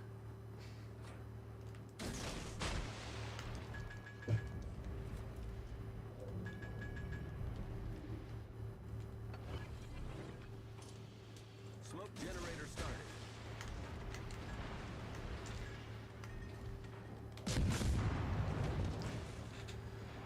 Ugh. It's kind of why you don't ever want to shoot at a battleship or a cruiser for that matter. That you're actually trying to hit with torps. Especially, their secondaries go off, they'll see you. If you hit them with guns, it's like tapping them on the side of the skull.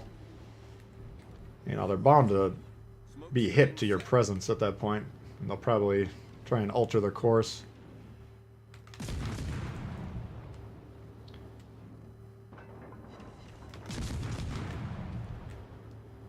Alright, we got a flood to stick. Gneisenau's probably right up my ass. This could be the end. Oh, it's the Gneisenau we were whacking. Okay. He's pulling off. Good move there. Score's kind of irrelevant at this point. We've given him such a lead. It's just going to be a knockdown fight. We gotta have to kill these guys as quick as we can.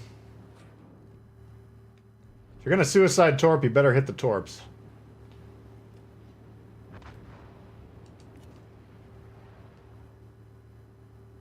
He's angling against those torpedoes.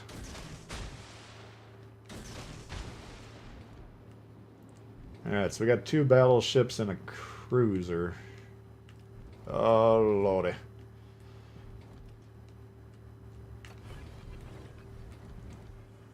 Engine boost activated. Turns off again. Good play.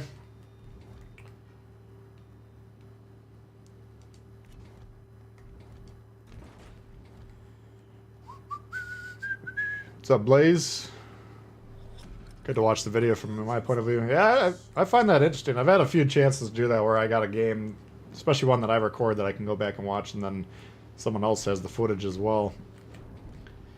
So we talk about that, you know, I get just ticked off at my team as much as the next guy, and it doesn't look like they're doing the correct thing a lot of times, but until you really know what they're experiencing, you can't know that for sure. What I do know for sure is being in the middle of these 3 ships is going to be painful.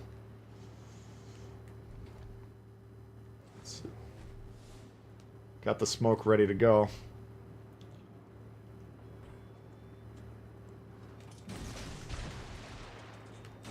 Tennessee, I don't think is changing directions. This guy just needs to straight up... he doesn't have enough health to rush him. Tennessee does change direction. What are you doing?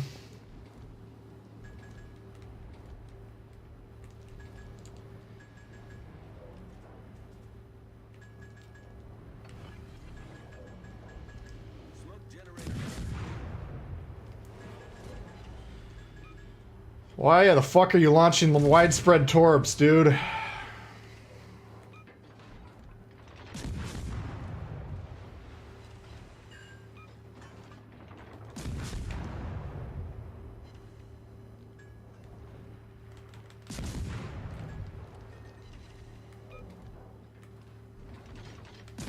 Alright, he's about to proxy spot us, so who can shoot us is the real question.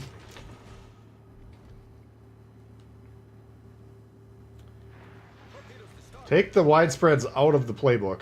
Just leave them at home. They are the worst.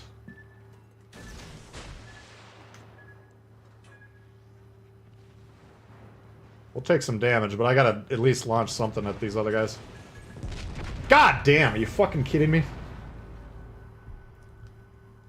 Enemy battleship found. If we could have gotten that off there and maybe hit something. I was hoping the Tennessee would be the one to pop up with the smoke fire penalty. Grash Bees demonstrated the whole game it's not going to be easy to torp, but you never know.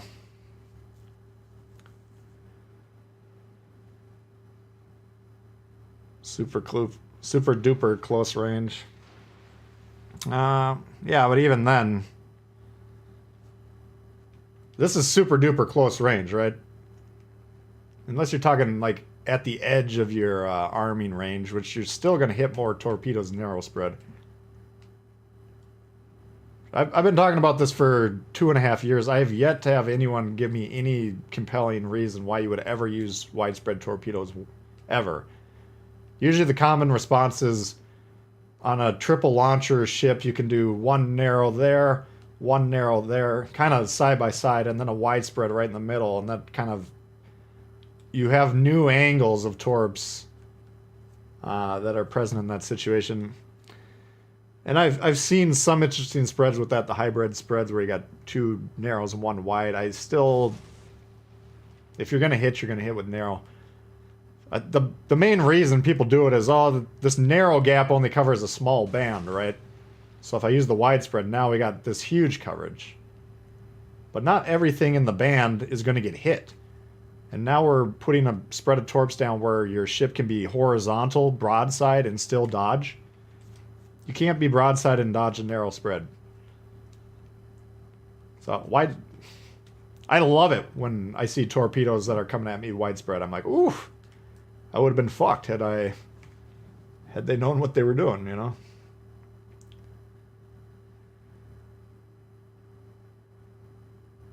Better firing angle. Yeah, I mean, I get what you're saying there. That I would agree with you. In that very, very niche spot where perhaps you're right at the edge of your that torpedo aim, and then the widespread will expand it out a little bit. Okay, that's a 1 in a million occurrence though.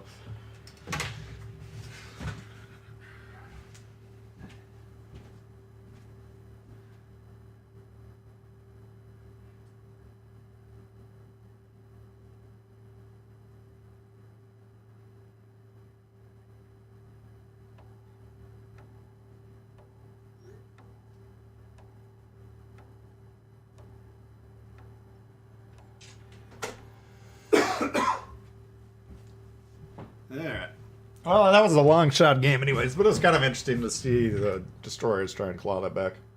The Grash B dodging as well as he did, plus with the fact that he's got the sonar, means we're probably not going to be able to do that. Okay. Let's see if we... 9 million credit... Oh, god damn it.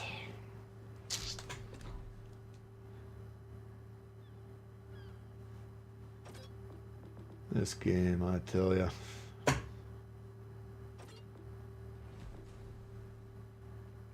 What did I spend all my credits on?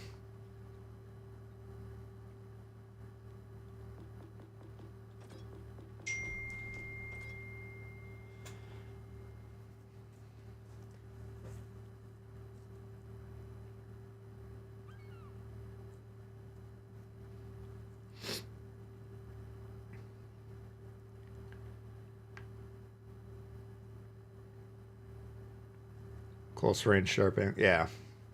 Yeah, I get what you guys are saying.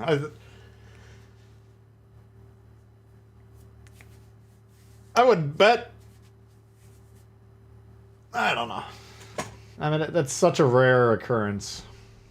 You get my point, right? In general, don't launch widespreads. I mean, like everyone else, I've been hit by widespreads. It does happen. But the odds of being hit by a widespread torp are far lower than a regular spread. That's just the fact of the matter.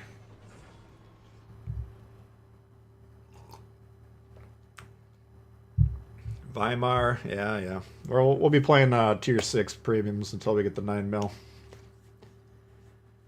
What about widespreads into destroyer smoke? No, because the reason widespreads suck is by the time the torpedoes get to them, there's huge gaps, okay?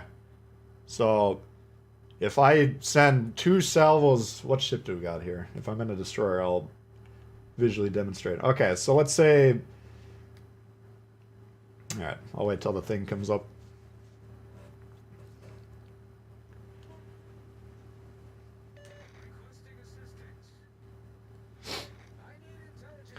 I need intelligence data! Alright.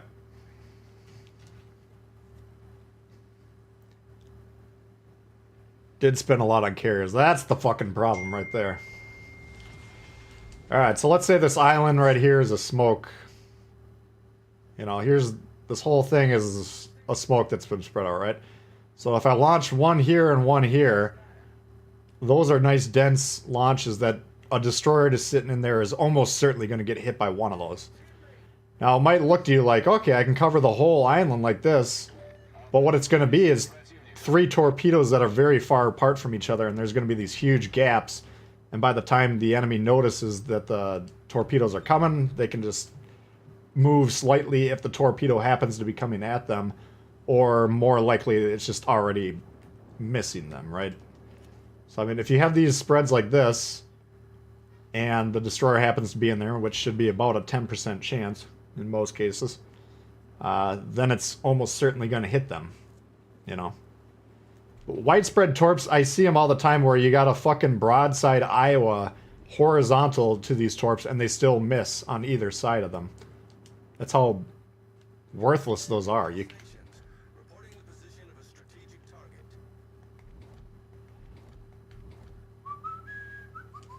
target. Whatever. If you're on the red team, use the wide spreads. If you're on the blue team, use the narrow spreads.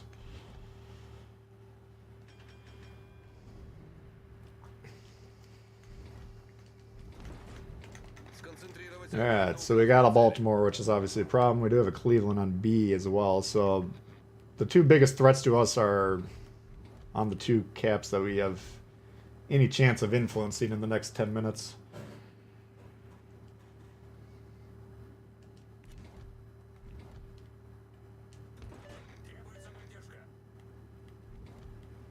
No. You don't have to apologize for asking questions, man. There's a lot about this game that is not intuitive, okay? Which is why it's very hard for people to just naturally install it and then be any good at it.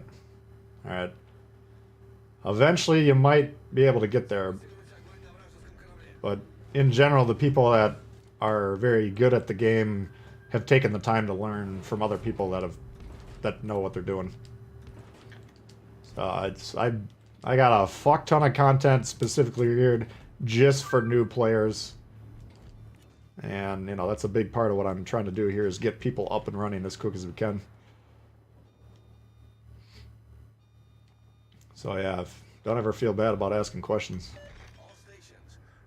The fact that you're willing and able to learn is the impressive part, because most people we see out here don't give a fuck.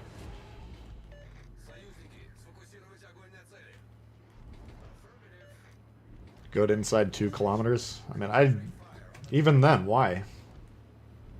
What can they do that a narrow can't do? The only thing... here's what I think you guys are referencing. Correct me if I'm wrong, but like, right here, let's say I can't turn my ship physically. Now, you see how that moves to the right? So, if I'm stuck, I can now potentially hit something that's to the right of my ability to aim normally.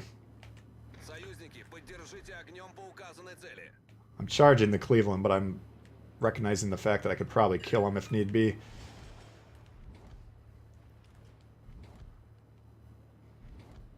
Alright.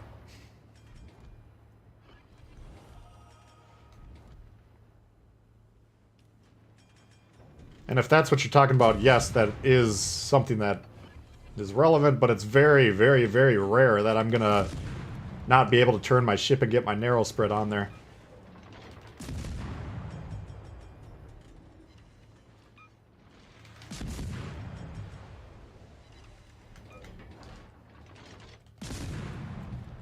We're gonna move forward just because Kagero probably likely had a torp launch.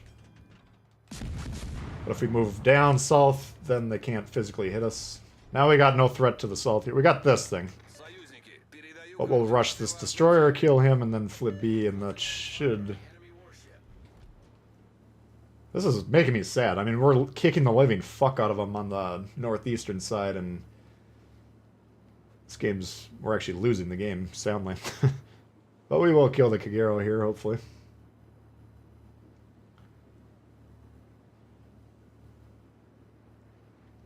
Yeah, I get what you guys are saying with the widespread. I mean, you're right, okay. I will admit that in that situation, there's profit to be made.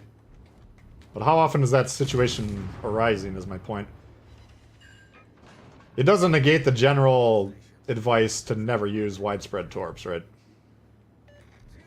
But every single thing that I say regarding this game has an exception. Which is, again, why it can be very interesting when played well.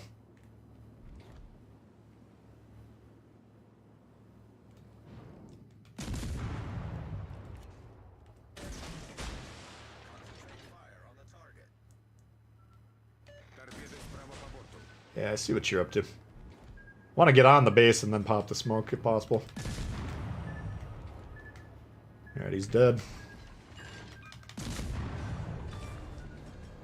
Вражеский эсминец потоплен. I don't think we got anything that's rushing us from the southwest, so... Should be relatively unchallenged over here. Why am I sitting here thinking in my mind that I got a smoke that I'm protected by?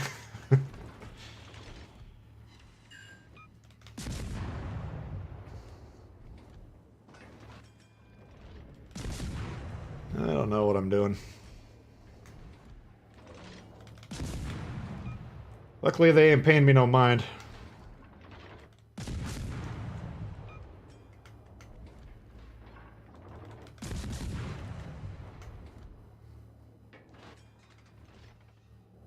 Nice. Хорошая работа. All stations, concentrate fire on the target.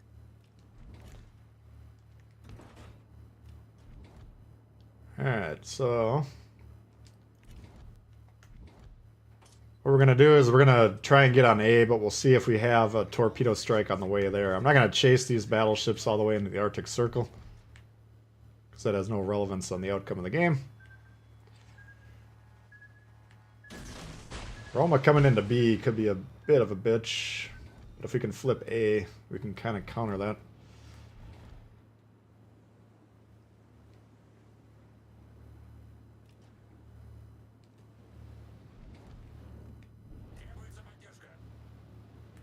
Our problem is if this battleship was reading the map and he's like sitting right here coming around.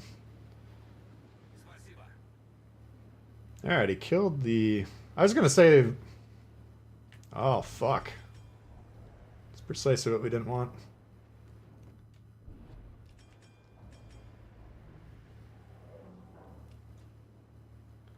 So what I'm gonna plan on doing here is shoot, then pop the smoke and hope that he shoots me back, which will activate a smoke fire penalty.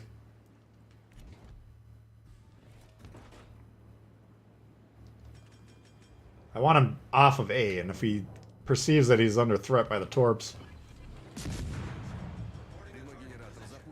so we might even have to take some damage here. But if he's sitting on A, we can't get what we need to get done. Why aren't you shooting me? This is a smoke screen! Установка дымов завершена.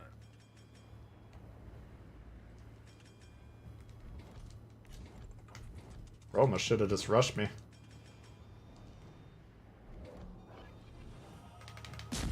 What in the fuck are you doing, man?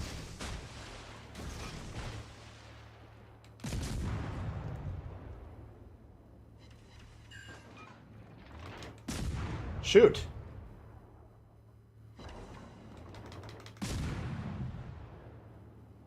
All stations, requesting fire. Not cooperating at all, is he?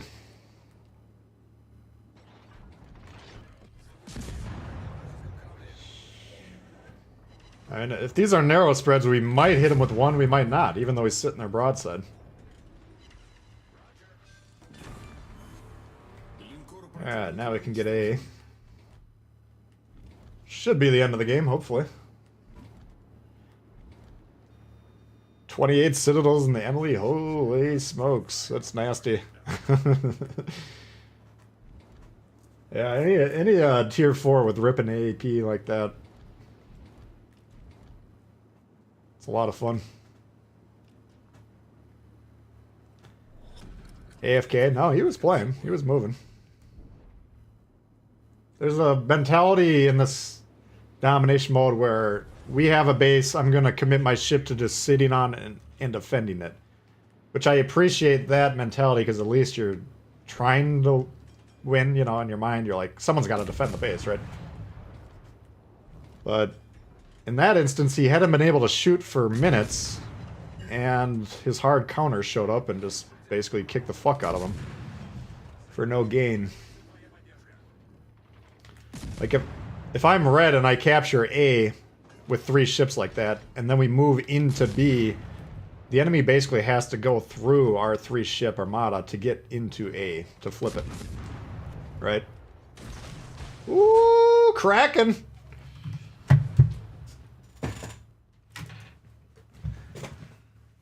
What's going on with these guys?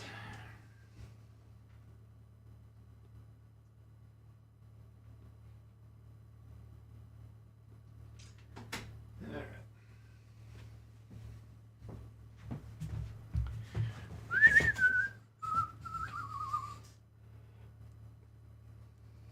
That was a pretty fun one. Shy at 3K there, and hell of a game by the Vanguard. And the Siegfried, by the way. That's a nice team to be on. Alright, so we got 0.6 mil on that one, I think, right?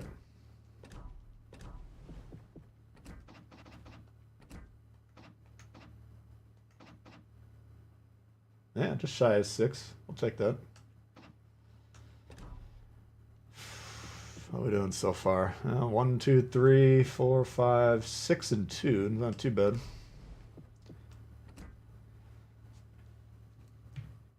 Yeah, let me run to the bathroom quick. You guys give me some tier 6 premiums you want to see here. I'll run down the list. Weimar, Kid, Z35, Terrible, Yoko, Indianapolis, Cheshire, Nelson. We got some beauties in here. We could try the Orkin, maybe get warmed up mentally.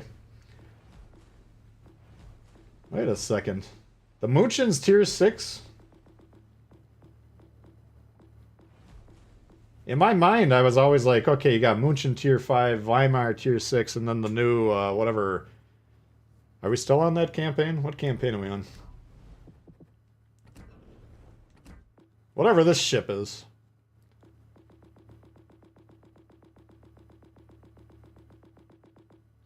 Mines. But yeah, you guys were like... You were saying that the Munchen just straight up got replaced, which, yeah.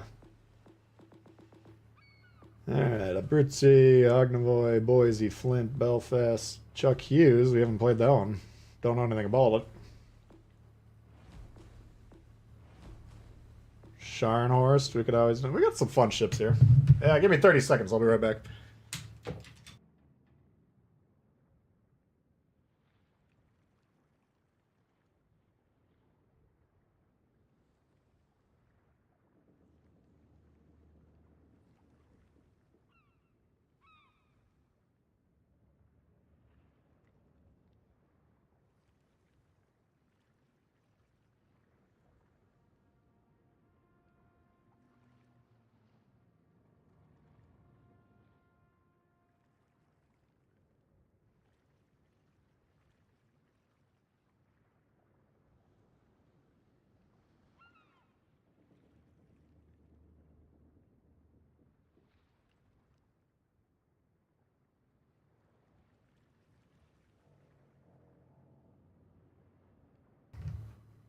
Angus!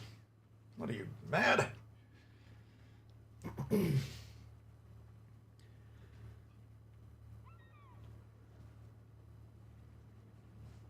Oh, the YOLO? Yeah. You're only level 15. Well, the good news is the missions don't expire anymore, so if you got time to grind in the next few weeks, you could probably catch up. If not, yeah. Let's see some Ringerwald. I haven't seen you use them. Who the hell is Ringerwald?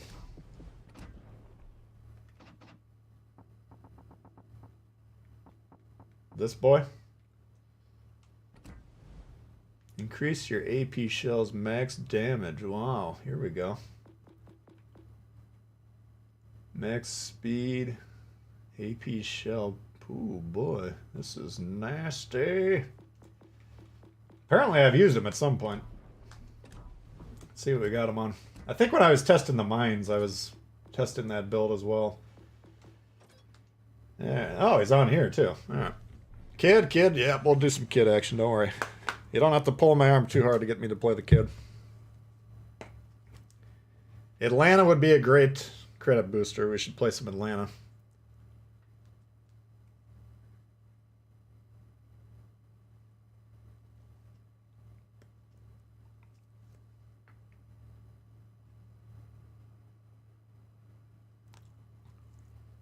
Listening to so many chips, belch, fart, and yell at wife and kids is not communication. Giving up on team chat, yeah.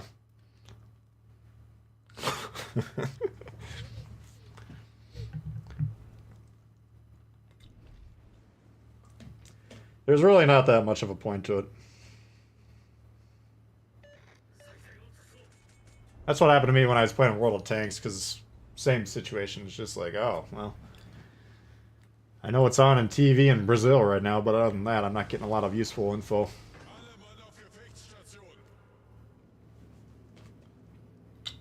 So by the time this game had launched, I'd already learned that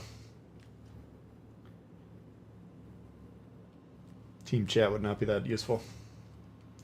That said, and I've brought this up a few times, I have one extremely memorable session where I ran into a bloke from the UK who was on the team chat.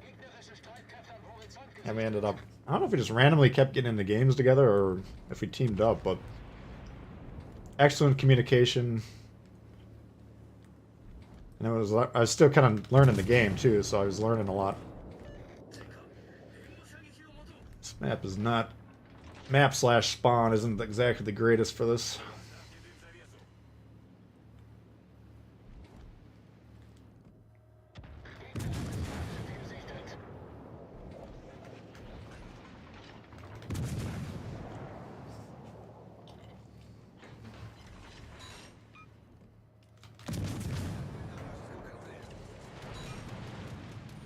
They all seem to be shooting at me.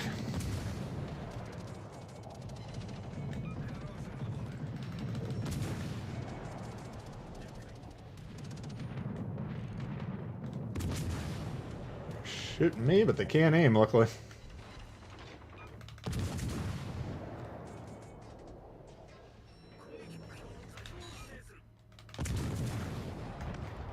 Jesus.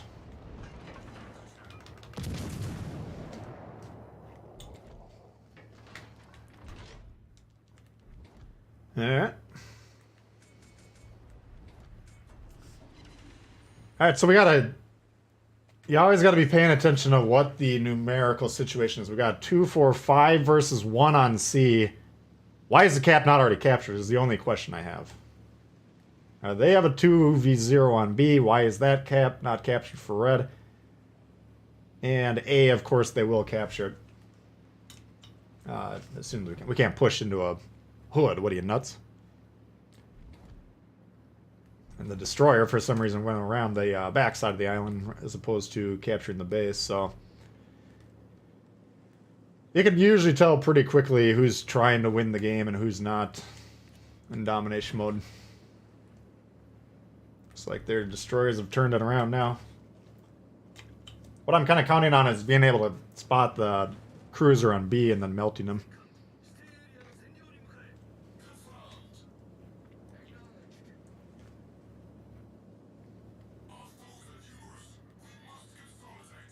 Say what? I don't want the hood to one-shot us, which is our biggest threat. We also have a battleship back here somewhere. Nürnbergo.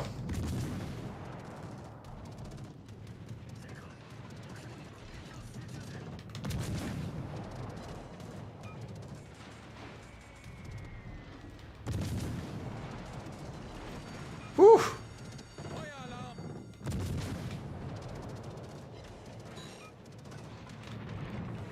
I think you want to stop, buddy.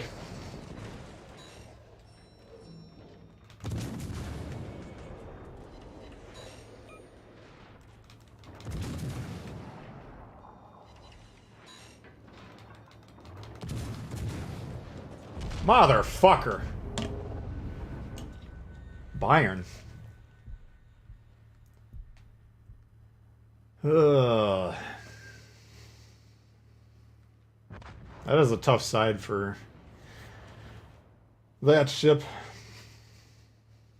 Yeah, well, let's see. Let's do a quick evaluation. So we got 4 in the back on C. We got 1 Bayern on B. These guys didn't take a lot of damage. We got some on the hood, but he should be able to heal a good chunk of that. And then the exposed carrier. If you're playing carrier, big part of it is keeping an eye on the map. He might be thinking to himself, I'm safe back here from shots, which is true currently. But you always want to be behind the bulk of your force so that they have to go through you, your teammates, to get to you. So I'd say that's probably a loss, almost certainly.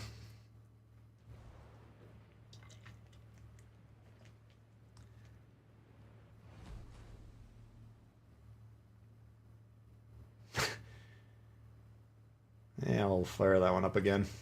Let's try the old Atlanta. Check your Ah, fuck. We got the kid.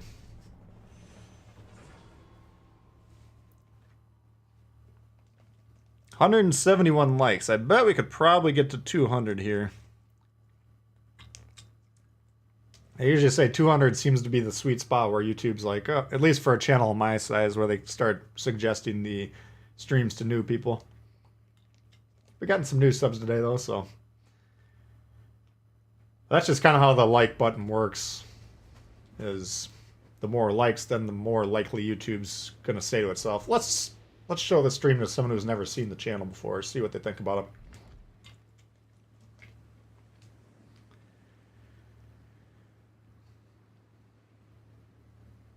You'll think they'll allow bigger divisions with clans. Well,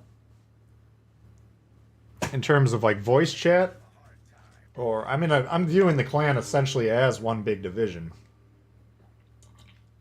or the training room rather. Like, let's say we set up this match here and we got 9 dudes that are all, you know, we all consciously and purposefully got in the same game by being on the same clan. I would assume they would allow it to all be on the voice chat. Whether that would be a great way for teams to operate would be another question. You'd have to have pretty good discipline and not speak unless you have something really important to say. Or if you're someone like me who's just constantly swearing the whole time, I'm sure your teammates would be like, God damn it, shut up, dude. You know? So maybe, I mean, ideally, I would like to have one commander per team that could communicate to, like, team leaders, and then the team leaders had, like, 3 people on their comm line. But I can't imagine that would ever happen that way.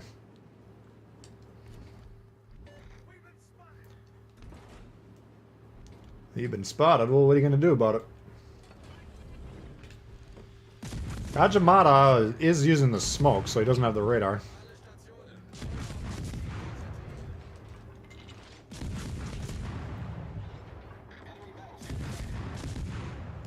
Hello?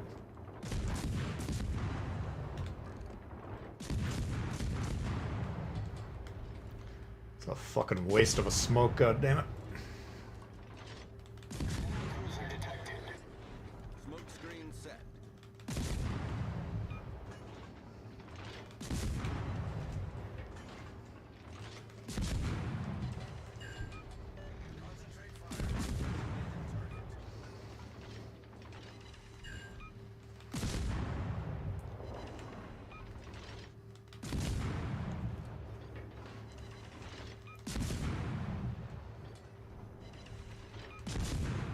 40 people all talking at once. Yeah, that sounds crazy. It might be fun. I don't know.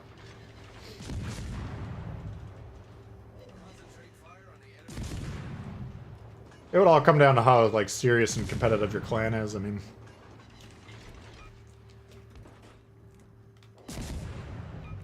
if they're just kind of goofing off, having fun, maybe the full team chat would be, you know, what you're looking for. Torpedoes to starboard.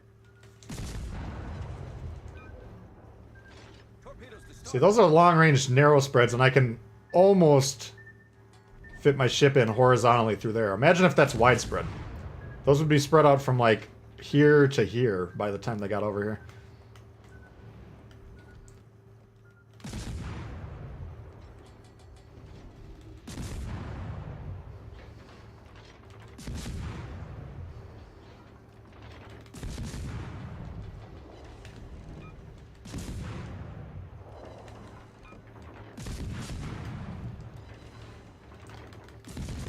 Ismail's not as good to shoot at with HE because it can put out the fires pretty quickly. And we're not going to get a lot of raw damage, but... Oh, nice shot.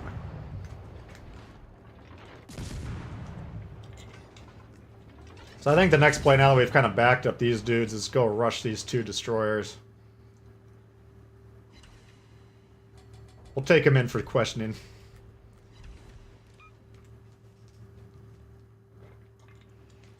Can't see a reason to equip the radar over smoke. Well,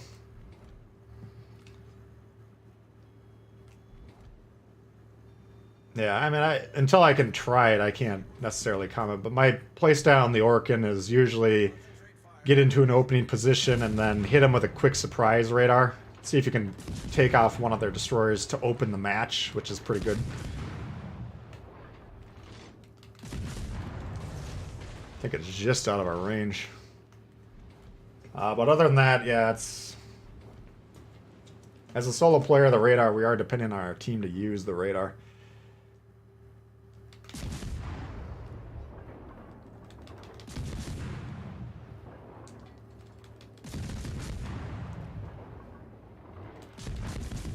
Who's this guy?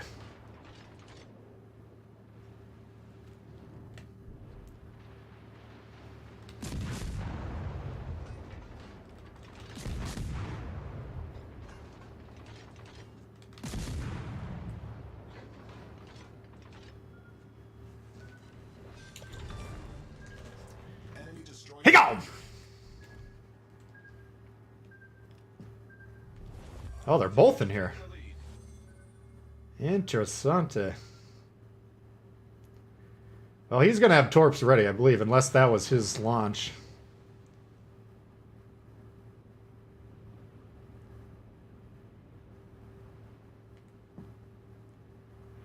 Where the hell did you go?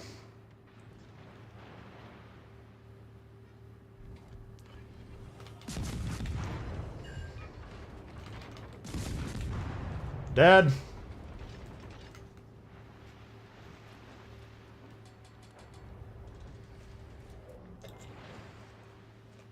And all their destroyers are now ours. You can see, even though our whole team congregated on the west, we did manage to 3v6 this side, and it's in large part due to the fact that half their ships were so passive, allowing their destroyers to essentially fight our ships at equal or disadvantage. So if you got the numerical advantage, once again, you want to press that. You don't want to be playing passively or conservatively. This ain't over yet. I would like to get on the base, but of course I can't do that.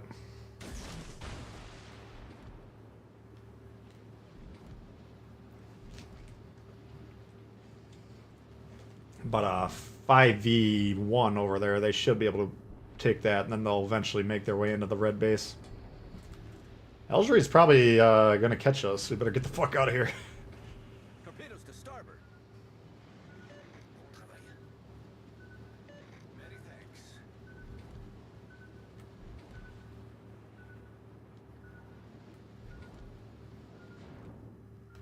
We'll give him a reason to try and stick around.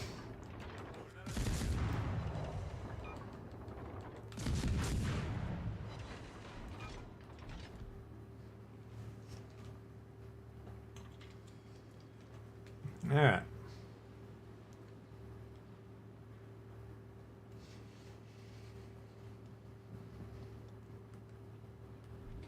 You know, if you know what you're doing on this map, there's no inherent advantage one side or the other, but when it's played as it's almost always played, the north side has such a huge advantage because they have 6v3 here. Immediately, they should be able to win that side quickly. These guys go all the way over there for no reason. And then, you know, that takes a while for that numerical advantage to materialize. Smoke generator started.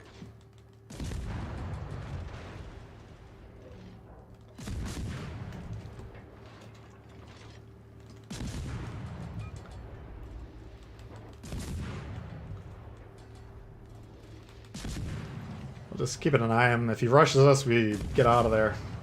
Which he looks like he might be doing. Smoke screen set. At this point, I don't have to worry.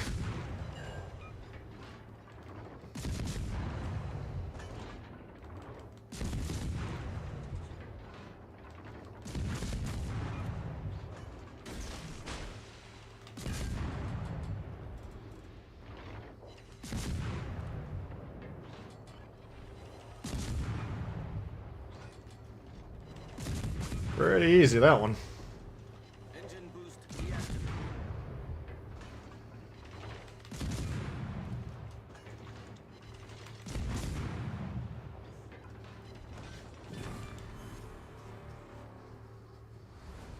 Pan-Asian smoke's some of the best in the game. Yeah, and that, I don't know if it's just my build, but I'm getting 4 of them per side, but they... Let's take a look at them.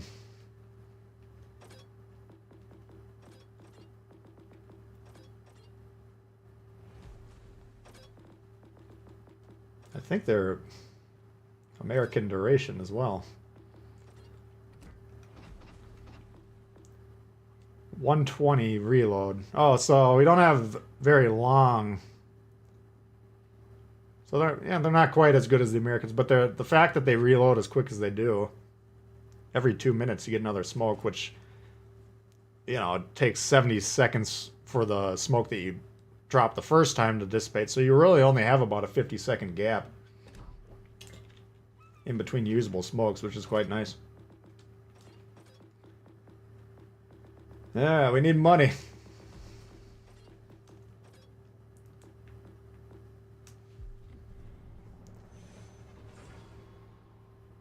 Trying to save green XP for the Stalingrad. Get it in 10 years, yeah. That definitely is going to take a while.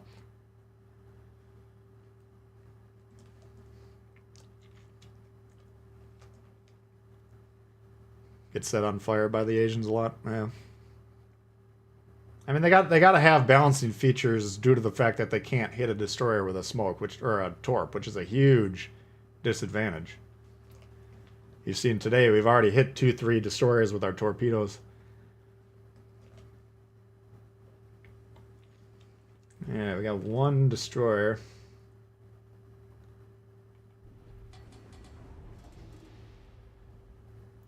Our destroyer's in the middle. If it was on this side, we would definitely play right here. If it was on this side, we would definitely play right here. Now we're going to keep an eye on the deployments.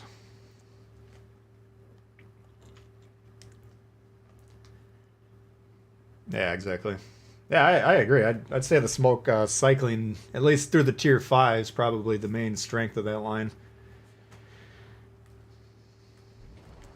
We'll have to see what the radars look like.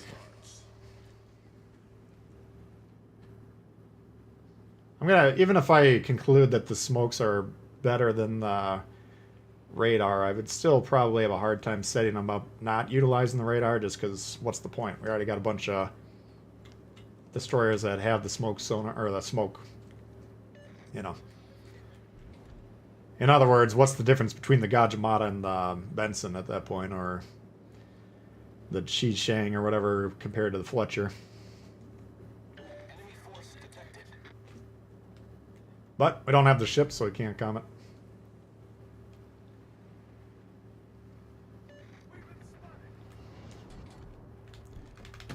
Enemy battleship sighted.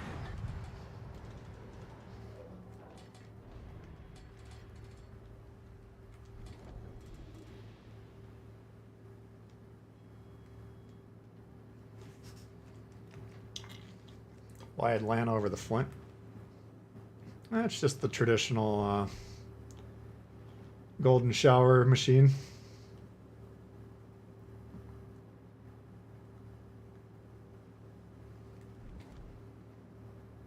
I don't know. For some reason, the Flints never captured my imagination.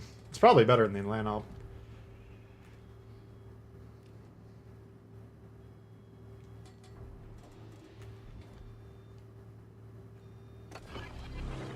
He's just sitting there. Wanted to smash him with the AP.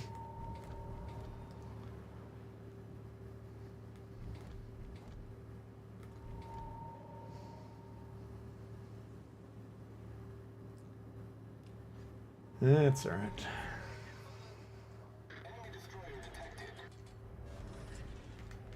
Concentrate fire on the designated target.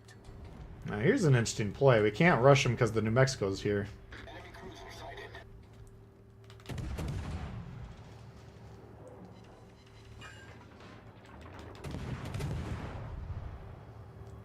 We'll see. This fight could go either way.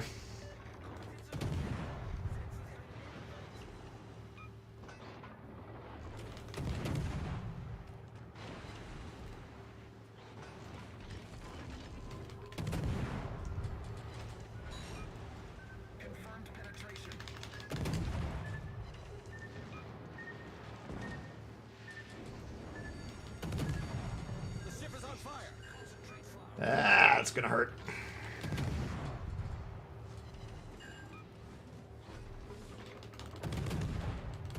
Oh, you and your fucking torps. Will you knock it off?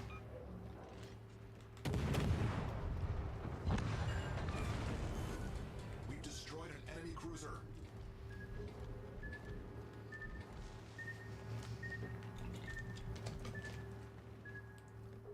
He's not paying attention to us. If we don't shoot at him, he might not.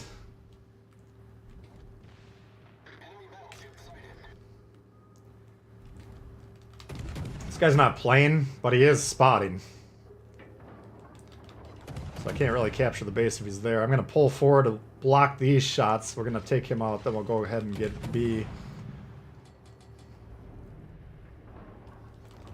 You don't want to get bogged down killing AFK ships normally. Oh, he is playing. What the fuck?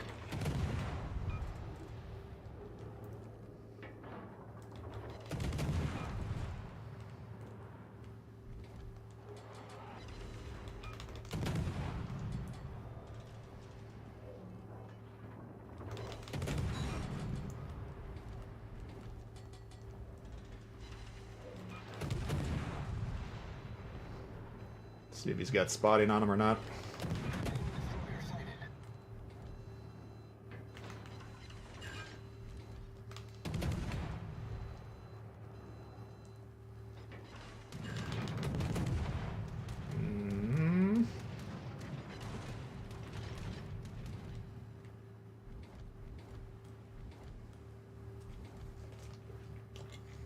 Not really sure what's spotting us.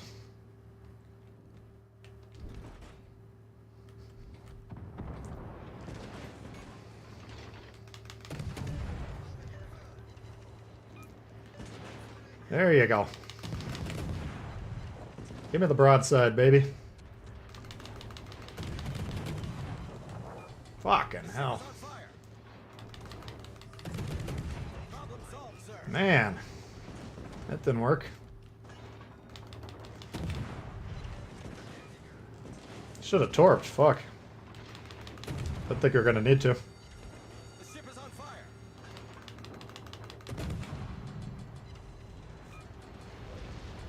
Fucking hell.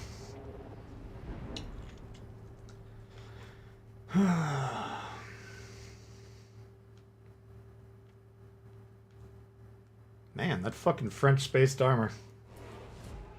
Nice work. That's like the one cruiser that wouldn't have gotten wrecked. Well, French cruiser. Lovely spaced armor, yeah, exactly. Yeah, that's going good, Wigan. How you doing? Flint can piss all over 9.2 torp smoke. Yeah, no, I understand that. It's not a bad ship. The Atlanta was, I think that was the first campaign ship. Now let's take a look at the Orkin so we can maybe get a preview of how these ships would play. No smoke with the radar. Should have paid the insurance with the torps, absolutely. I thought he was going to go down as soon as he went broadside, but we obviously misread that one. I don't think us living there would have probably changed the outcome of the game, because to get B, I think we would have had to be exposed to spotting. Wasn't likely going to work. Now we got Kid, Gajimata, Fushin.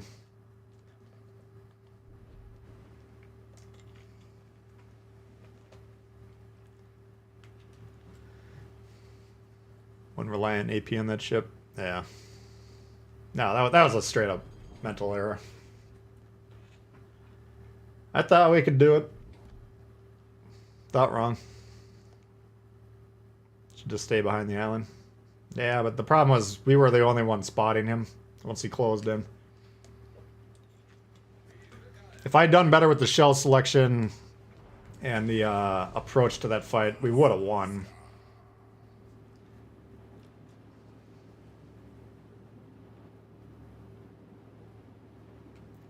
Let's see how we approach this here.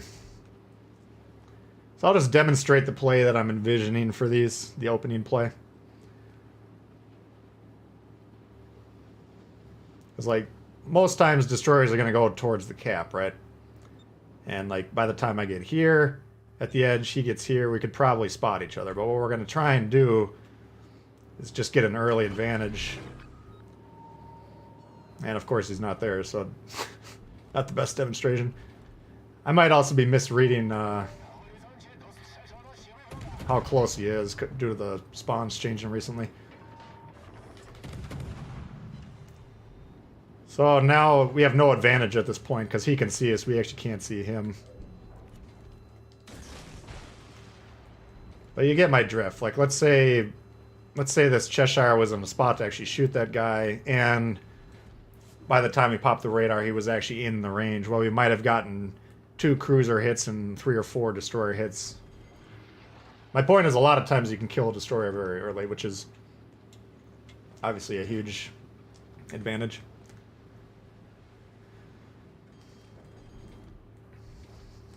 But yeah, if we're playing for millions of dollars, we'd probably rather have a smoke than a radar.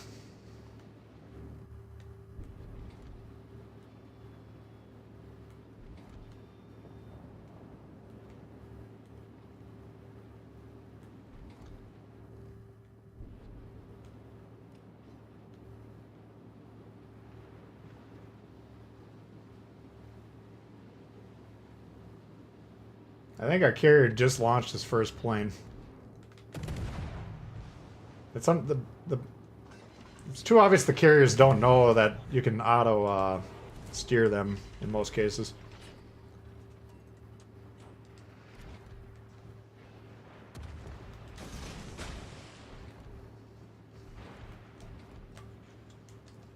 Because they take the first 2-3 minutes to get wherever they want to go manually.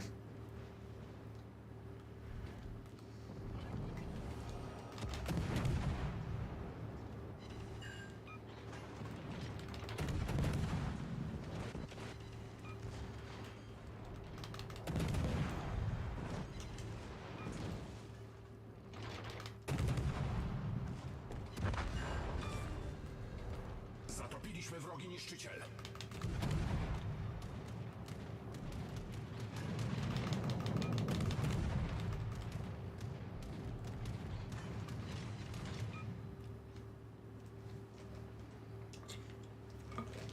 It's important to understand that the spotting is handed off. Like, he can't spot me now, but where its smoke fire penalty doesn't contract because these guys now we're within that range.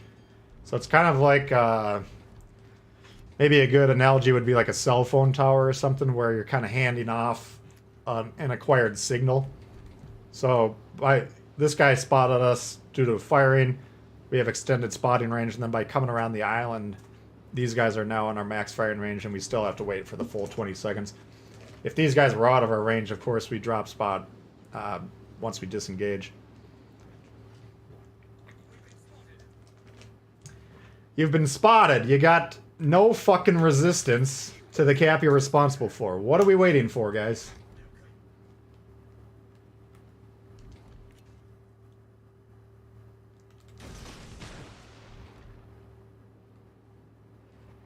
Italian being close to us is going to be dangerous.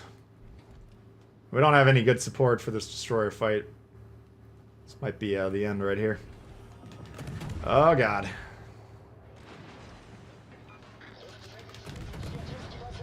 It's not a fight we're expecting to win.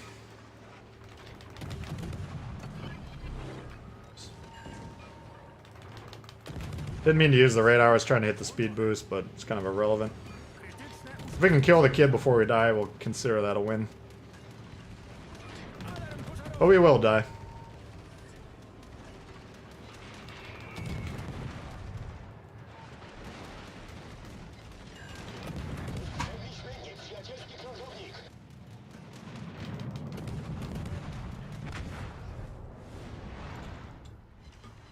Well, they did get A. We got the kid down to about a quarter.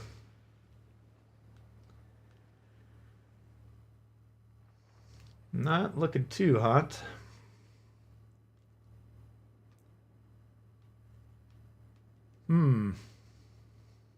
Looks like a loss in my book.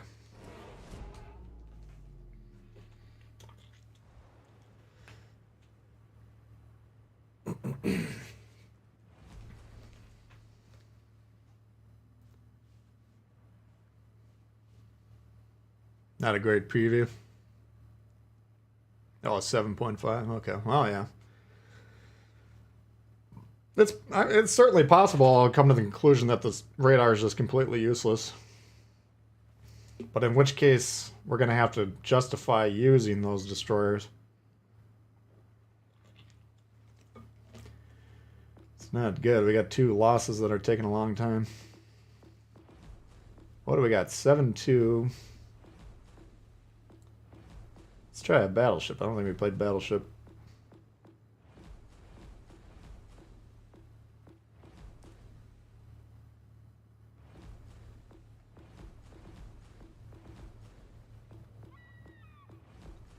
Hopefully we're getting close to 9.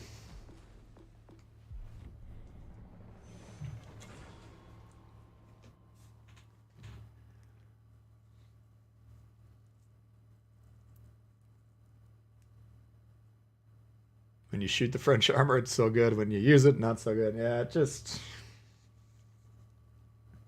I don't know. It feels... I don't want to say it's randomized because there's math involved.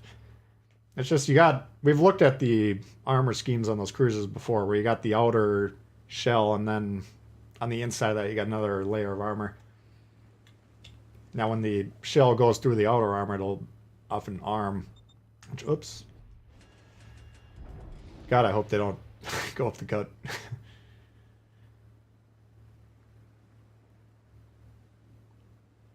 But I mean, in that Atlanta v. Algerie fight, you saw the value of that French armor. I still think if I stuck with HE the whole time, we would have probably won that fight, but... No! Oh, you goddamn idiot. Oh, we got another destroyer here. Teammate, I need your support. Teammate, I need your support. Alright, so we're down a destroyer to open the match.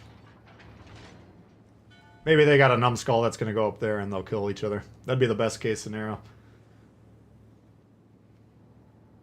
If this is your strategy on this map, you need to figure out a better strategy.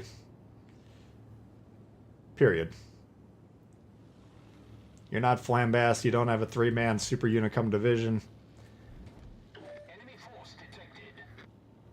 And we only have 9 ships. They have 12, so if they lose a couple up the gut, not as detrimental to the overall effort. Here we just threw away a quarter of our destroyers for no reason. So now the Fubuki's got to fight 2 destroyers 2v1, which is not good.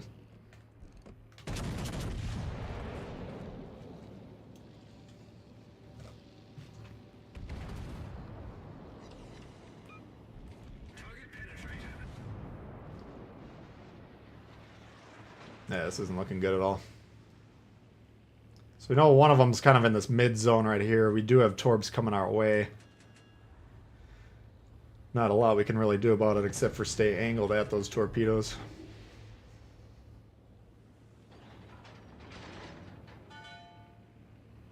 And our Mayhan decides to turn around halfway up the gut, so now he's even more useless.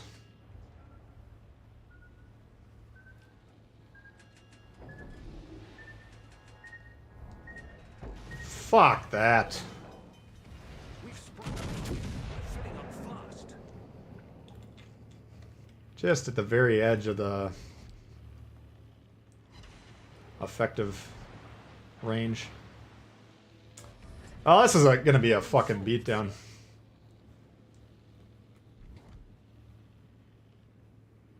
He does have an opportunity to at least get on the base, which will turn some guys around.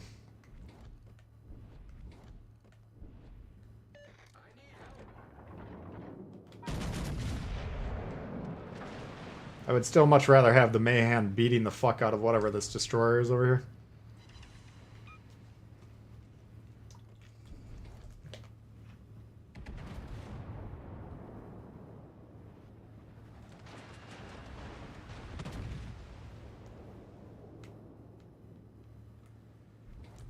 Bookie ain't gonna do it. Nice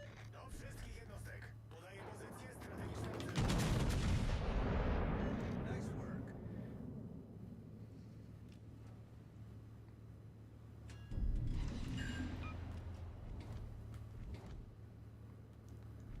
We've been spotted. I mean, if he wants to sit on the base, that's one thing, but killing himself by suicide rushing in Arizona,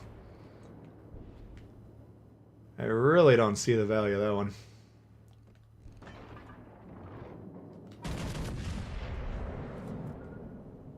Yeah, God. I need intelligence data. This one destroyer will tear up this whole flank.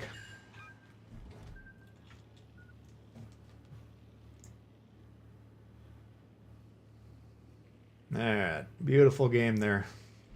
4 minutes, 0 damage.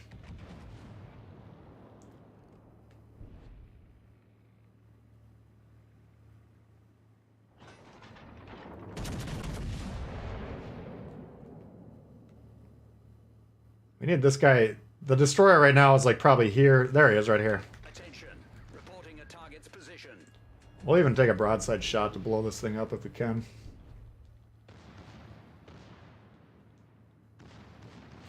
All stations, concentrate fire on that target. We destroyed an enemy battleship. Hold.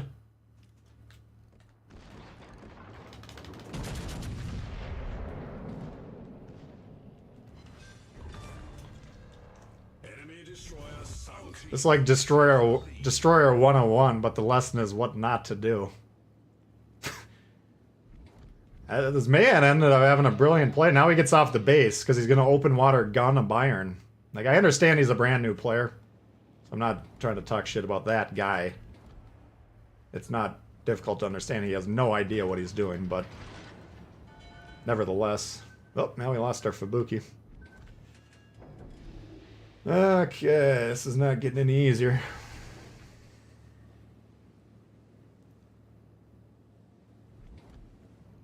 So we're gonna rush this thing. I didn't see what it was. Hopefully this thing doesn't hit us in the side in the meantime.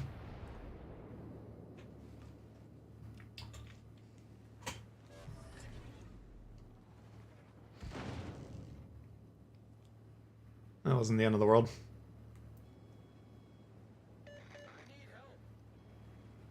Oh, we know, buddy.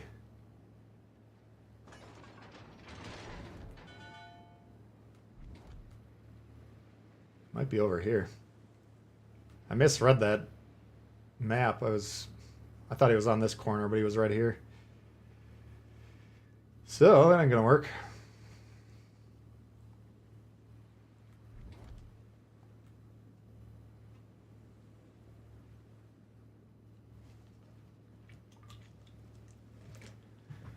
You're the walking poster boy of what not to do in life and in the game.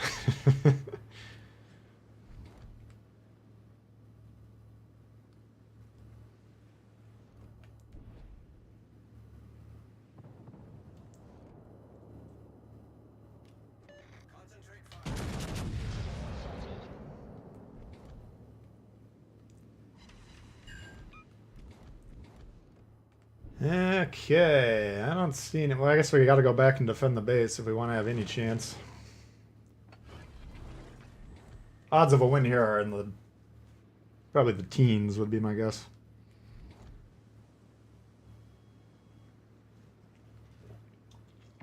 That cruiser could kill the destroyers. We could kill the battleship. But that's a big ask for a low health Atlanta. Concentrate fire on that enemy warship. Why that Gajimata is still alive, I have no idea.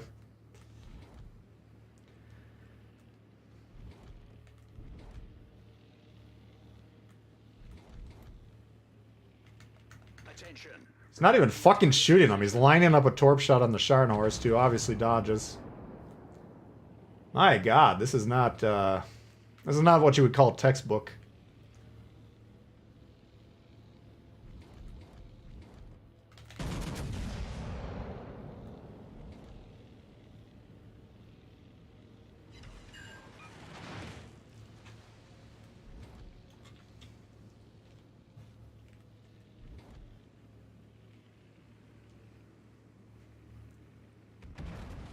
Three minutes gone, 5 ships down. Yeah, sounds like a legendary tier game.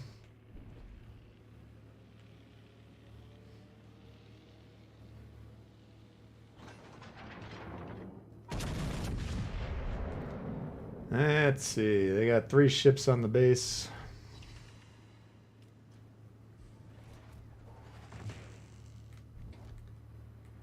We'll just get ready to shoot, because, well...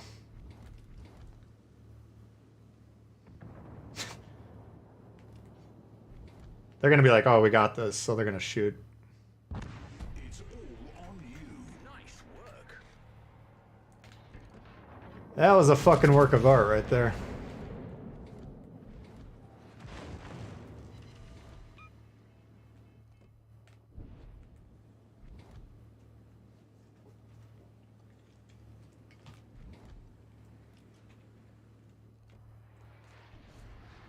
Should be able to get us.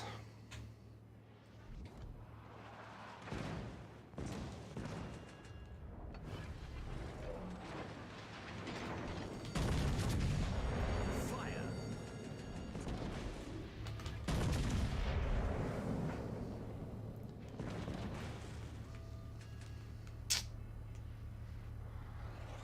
What a match. 2 brothers at its finest.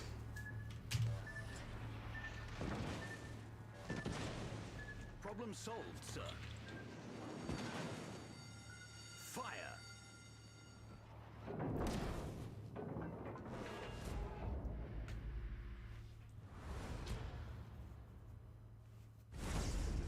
That was the blue team.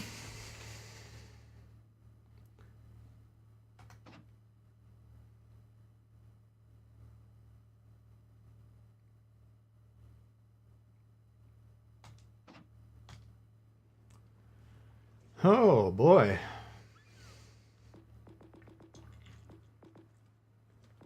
We need a big scoring game here so we can get back to the grind. Oh, we're out of control now.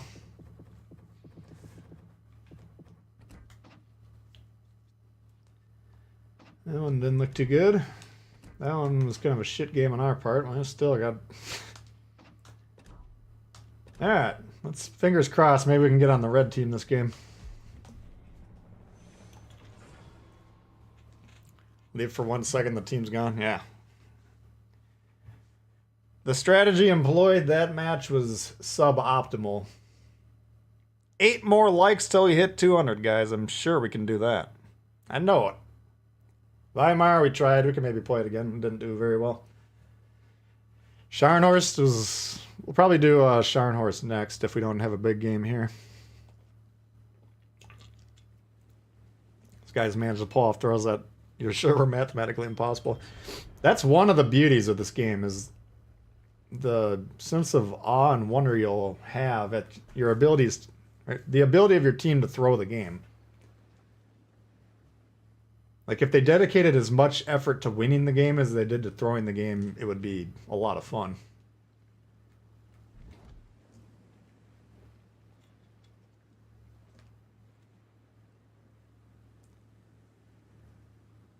Mahan pretty much foretold the outcome, yeah. I mean, he actually got on the base, and survived, which is very rare, okay? That's going to happen 10-20% of the time.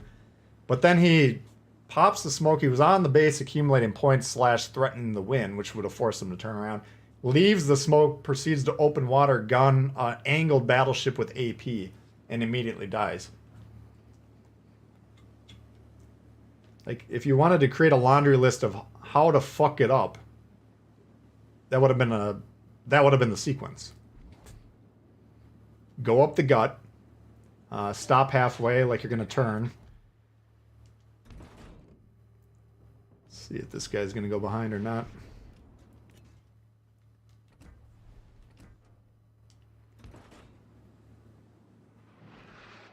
Attention. Reporting the target position. He's basically trying to stop right here, so I'm trying to get him on the torp range, which he is now. Radar we should be protected from. Ah! Alright, we took one hit. That's not the end of the world. Wei Yang should be able to perma-spot us. This is not... Fuck. This isn't it.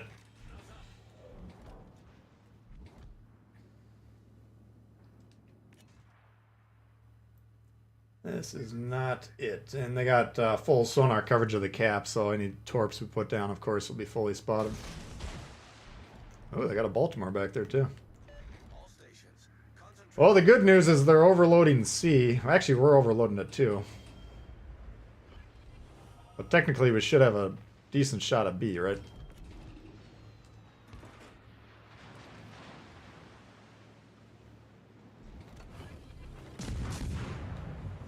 Boost des moteurs activé.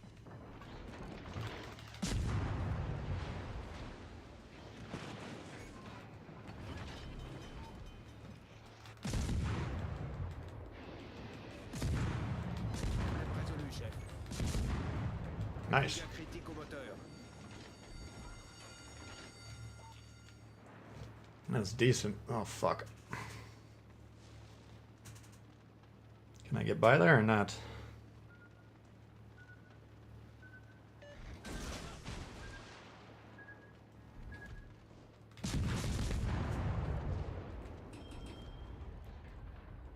Well, Yang, if you got the sonar range advantage, don't keep pushing. Wow, 3 destroyers dead. Can I save the damage control is the question. I think I'll be able to. Friesland doesn't have the torps. We got B, we got an overload there, 4-2. We're of course gonna lose this side, but not the end of the world.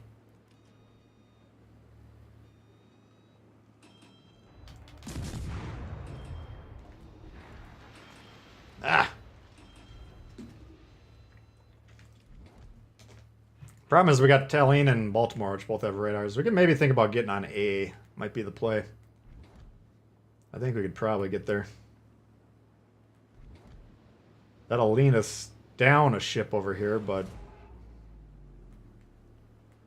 me rushing 2 radars isn't going to work either.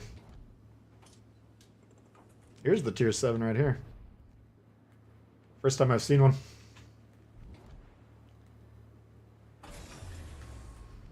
À tous les bâtiments. Demande d'appui feu.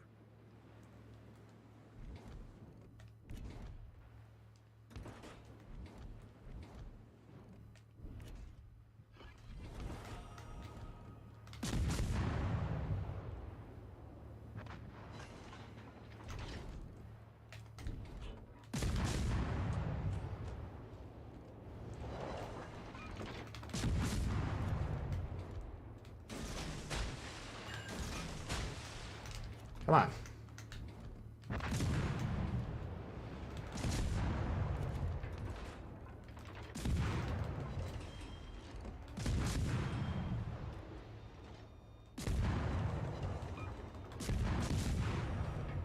Yeah, decent, decent. Baltimore might get clipped. Gonna be close.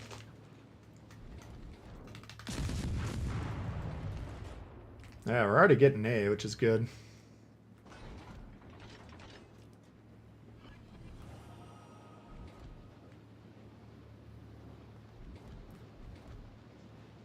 Tallinn, Baltimore, I could beat both of these guys if they don't play it exactly right.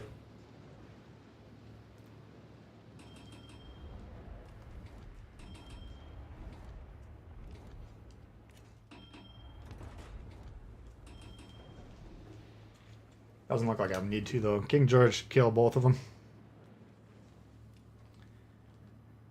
Okay, that was an easy one. Well, Notre équipe a pris it was l'avantage. kind of a tough fight on C, but we did win it.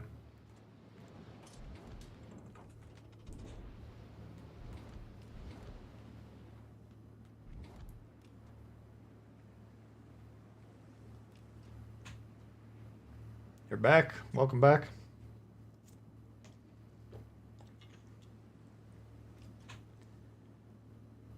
Seems to be far more frequent. Well, that's supposedly one of the traits of the destroyer line is increased chance to disable, so it'll depend what the enemy composition is, obviously, but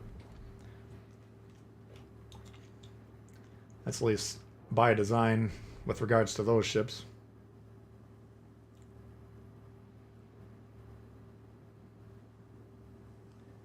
Yeah, we need money, so we better get a base here. Not going to get a lot of scoring on this game, unfortunately. The good news is the 20 hits we had, I believe... Well, we had a couple cruiser shots. Yeah, this isn't going to be profitable at all.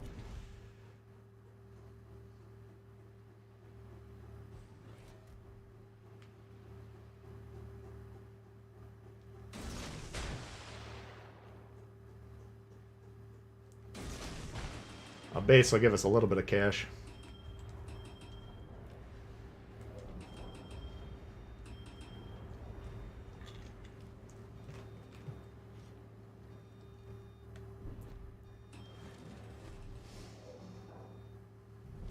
La victoire est à notre portée.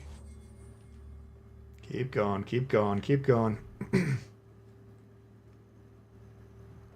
There you go. Out of the frying pan and into the fire.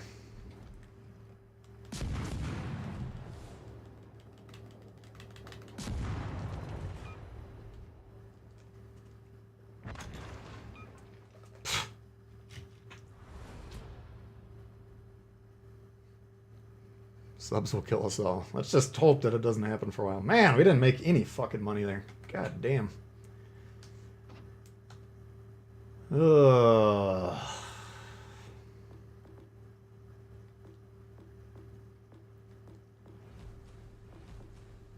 Where can we get some dough?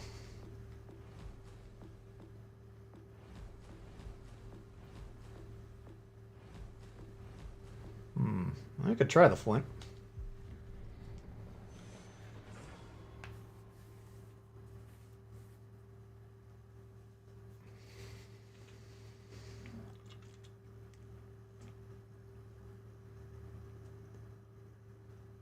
Weimar in Florida. Oh, man.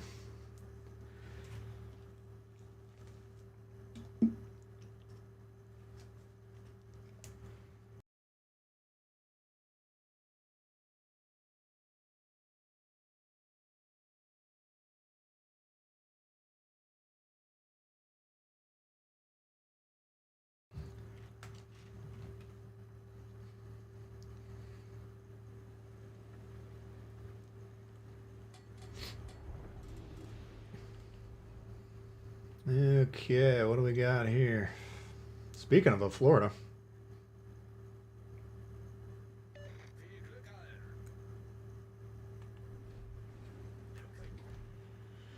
Yeah, we're gonna have to see what our Benson does. Battle starts.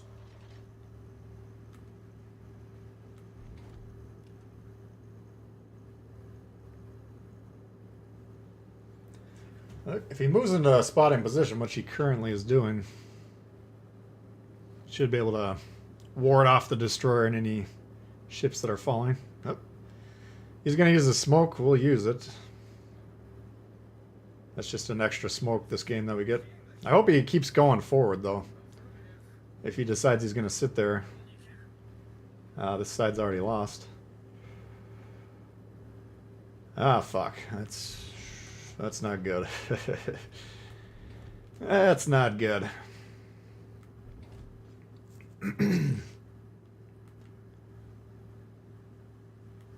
Well, fuck. Now what do we do?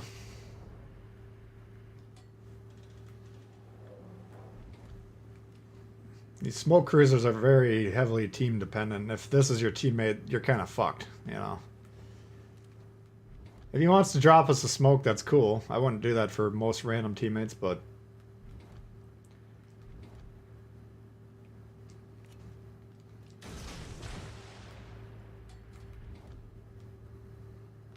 All stations, proceed to capture that area. We've already wasted half the smoke because we haven't been able to shoot once. I keep forgetting they're spawning down here now. They traditionally were over here.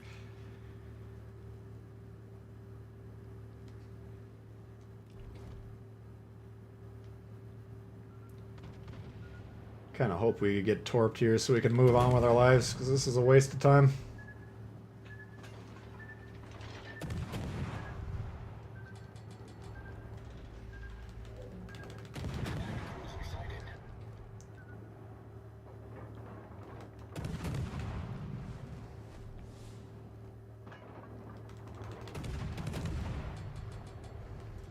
What the fuck, man? Can I aim or not?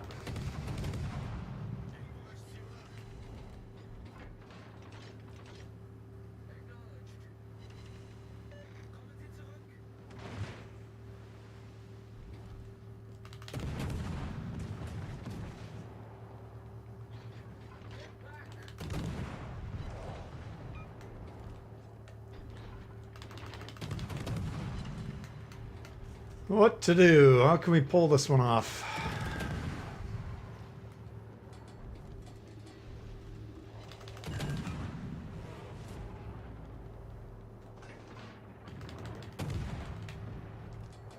Feuer auf festgelegtes Ziel konzentrieren.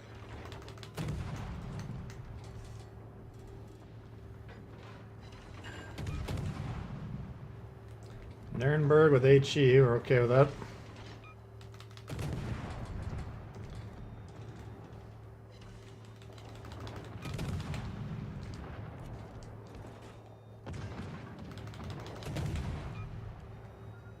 What? Man, I wasn't paying attention.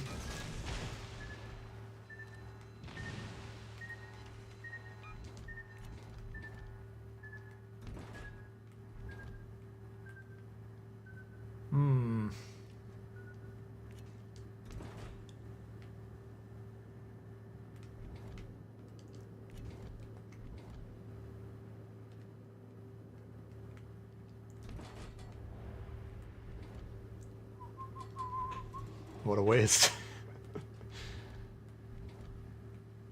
This is not what you want to be doing here. I mean, if he wants to rush this thing right now, that would be glorious, but thus far we have not gotten a lot of production out of him.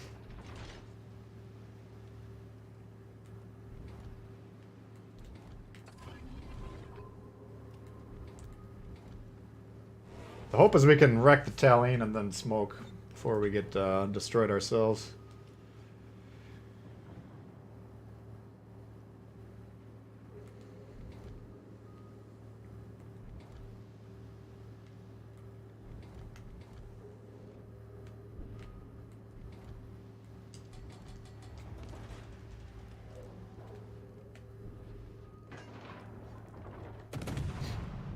That's a nice little sequence there once he actually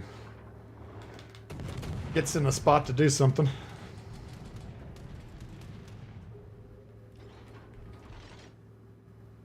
Yeah, I'll give him one of these. Nice work. Smoke generator started.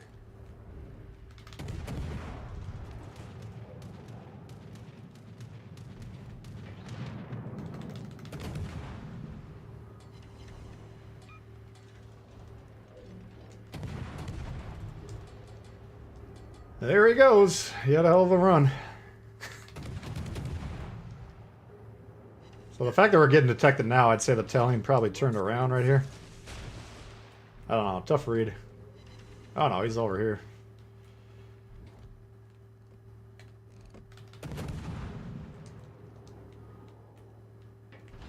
We'll just assume he's coming hard around the island to ambush.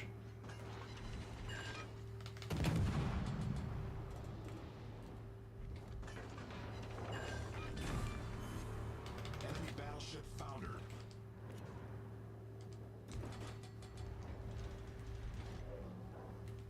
No, no. He might have turned down here.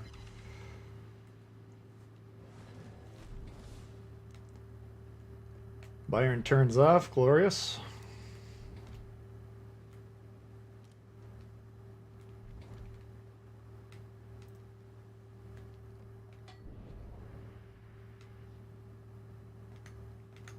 All stations, concentrate fire on the target. I want to go towards B right now, but the fact that we got... Alright, he's right over here. We got ships that are coming back to retake the cap.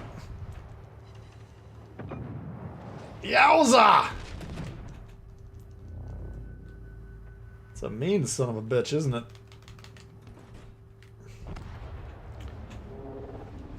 I'd say Tallinn seems way better than Riga.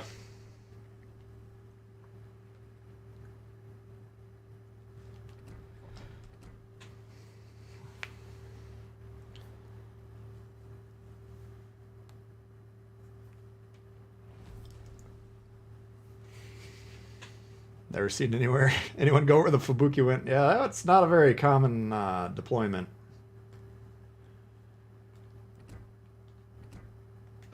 Yeah, we knew we won that one. I don't think we're going to make much money there.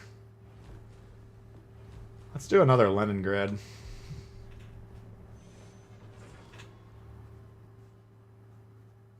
Unfortunately, I mean, the last two games we technically could have made enough to get the Gajimata unlocked, but low production.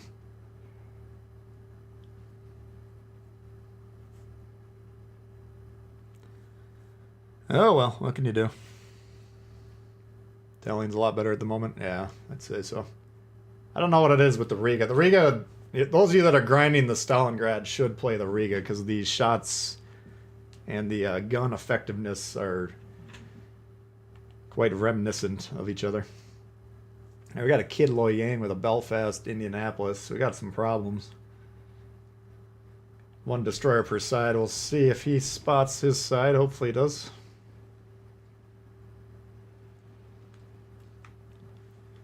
The main goal here, we got to stay out of the radar range, and then we'll probably try and... I mean, we can fight destroyers in this. This is a hard-hitting ship, but we'll probably try and get a couple salvos, drop smoke, disengage, re-engage them, and win that way. Try and preserve as much HP as possible. That's the game plan going into it.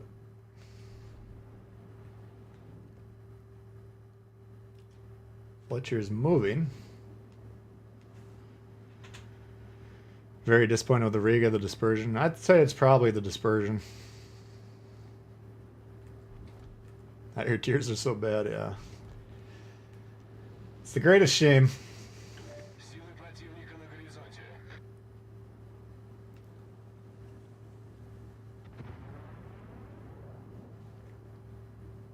Up to tier 7, getting tier 1 to 5 in a couple hours. It's not a bad point. So we're already in the Indianapolis range.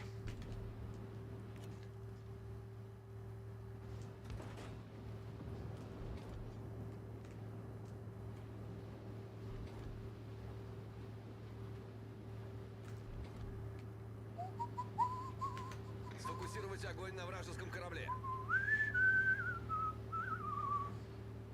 You can just evaluate your team's skill by what are they shooting at.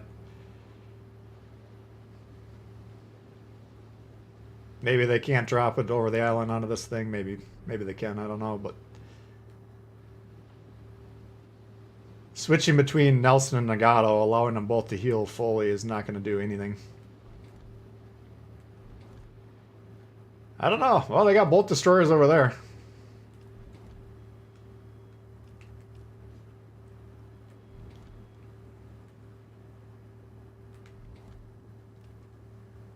We got to keep an eye on that. I don't want to get too far forward and then have them wipe that side out. We'd have to go back and defend.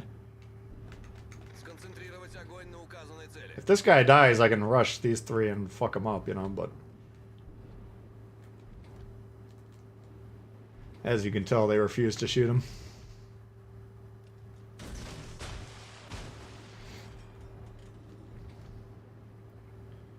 So I'm not seeing a lot of profit over here. We might just go back through the base and try and draw them forward.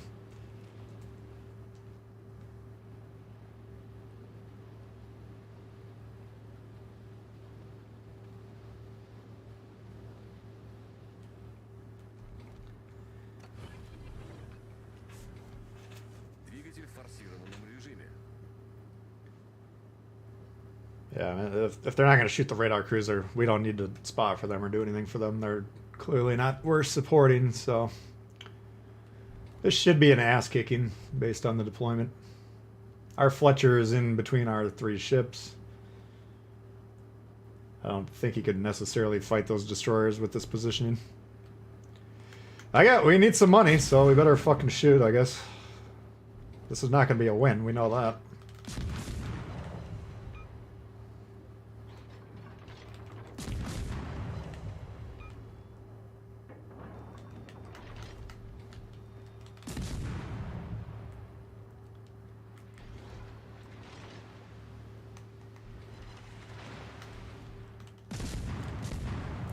At least get a couple of hits.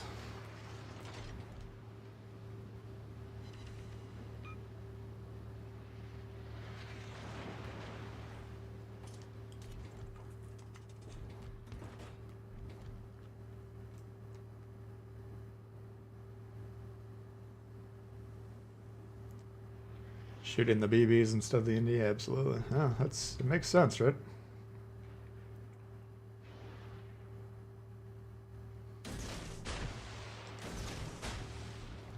He has not been shot at once the entire match. So even if we weren't planning on going back to this side to support over here, now we're actually in full-on retreat because these guys, of course, will go down very quickly. Someone's going to have to defend the base.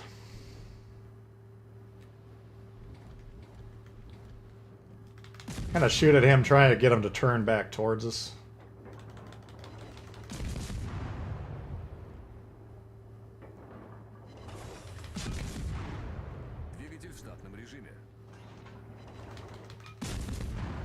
Got him to turn, but a little bit too late there.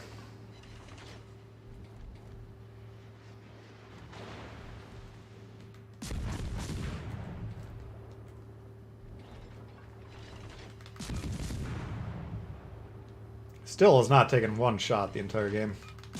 5 minutes in, you can't shoot the most important target on the enemy team.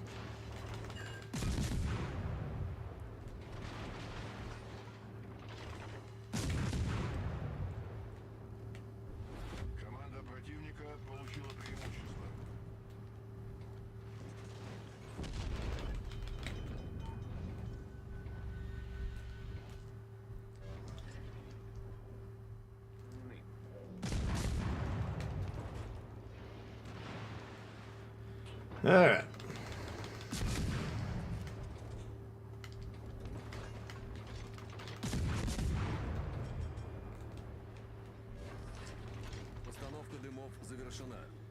Well, if we spot the Indy, maybe we could kill the Nelson. I'm considering, can we quickly kill this side and then get on the base? I don't think so. Because the question is, can red get on our base faster than blue can get on their base? And I would say yes.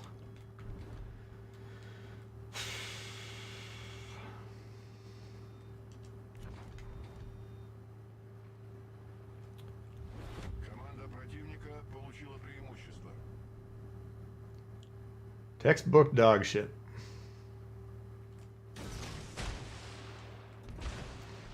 So that spread there, his closest line to get in the base was basically where we torped. So we tried to stack those more or less right on each other. Oh, I think he's going to get distracted by the... I thought this Martel would be dead by now. Oh well.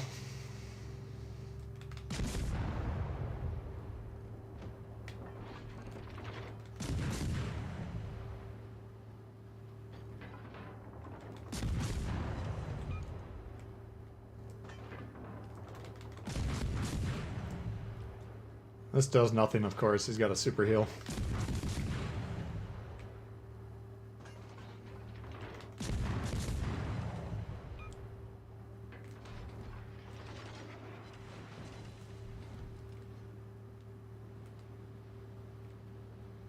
Yeah, I got him. Alright.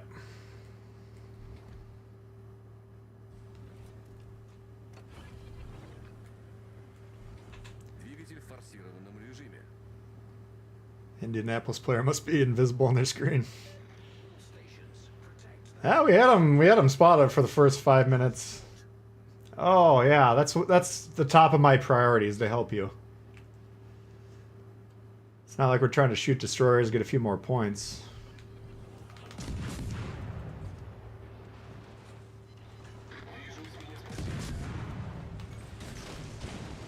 Двигатель выведен из строя. Пожарная тревога. Неполадки устранены.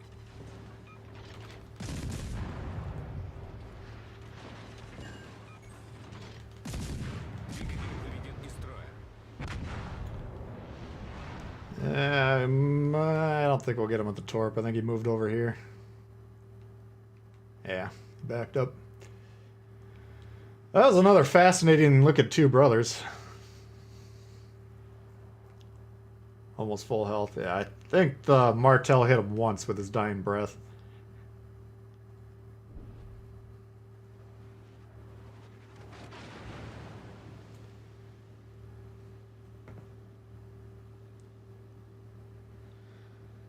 Yeah, these are some good matches on this map today.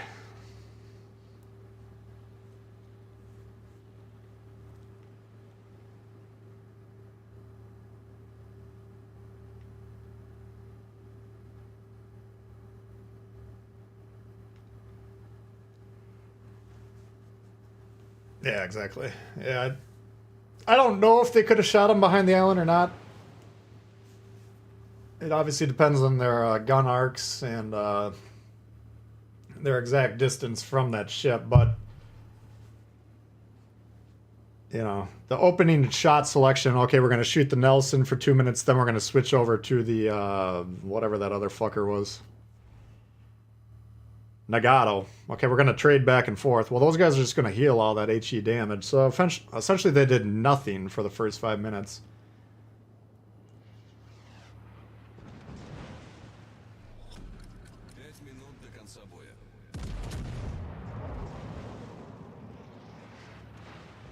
It's too bad, because this guy can actually aim.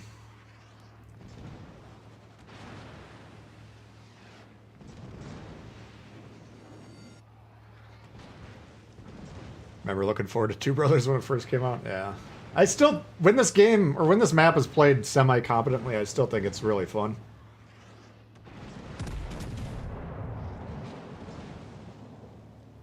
But what we've seen today in the two matches on it is not semi-competent.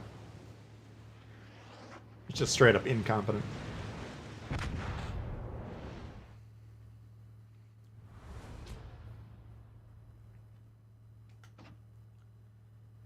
Well, the Martello did get the high cal, we'll give him that. We're not getting any money. God damn it.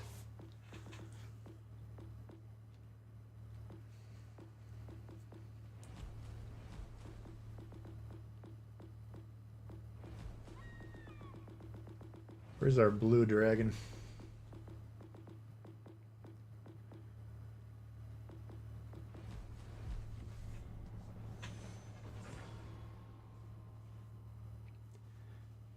What's my favorite tier 7 cruiser battleship destroyer? Cruiser probably Megami. Destroyer probably, what's a good tier 7 destroyer? Well, Loyang or Friesland's got the fun factor, but Loyang's clearly the best at this point. And battleship,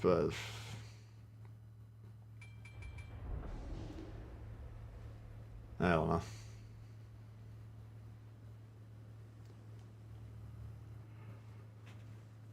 They're all worthless. Georgia, maybe? Who knows?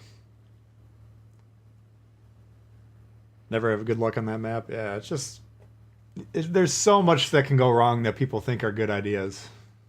Like sending ships up the gut to die. Very common. Especially destroyers, which you need to be spotting on the wings like we were trying to do. Clumping up, sitting there the whole match, shooting the wrong ships. I mean...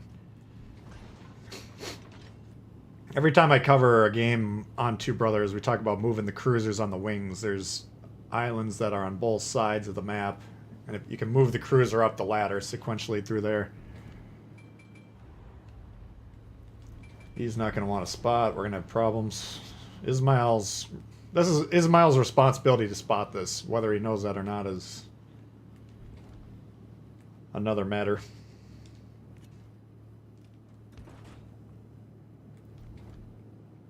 But this guy's going to want to... he's going to want to sit here, lay smoke. I'd rather shoot over islands as opposed to open water.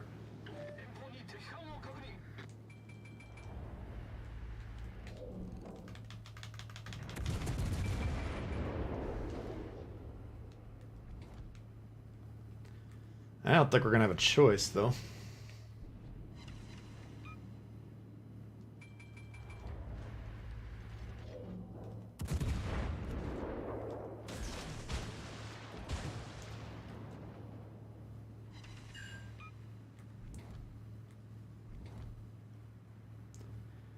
So both destroyers are on D.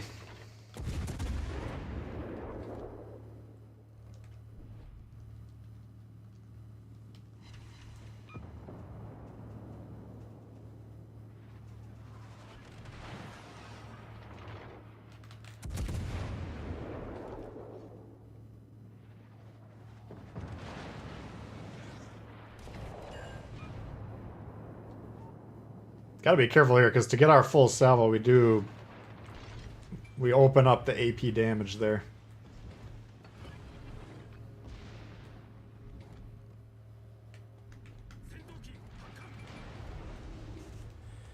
Alright, let's see what we can get going here.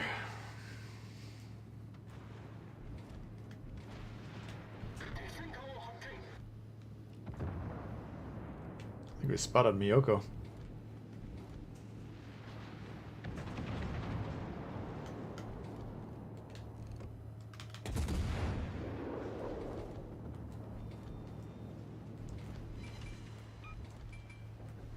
We can get the island block. Oh, he's dead, alright. I was gonna say, if we get the island block in the Leon, then we can just bomb on that Laga.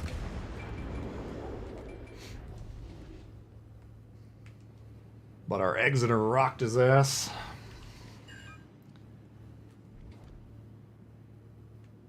Double fire, looks like it sticked. Oh, no. Sticked? Stuck.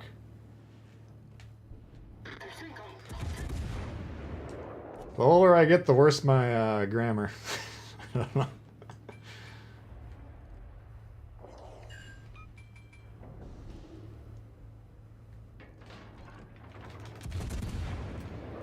Alright, he's dead.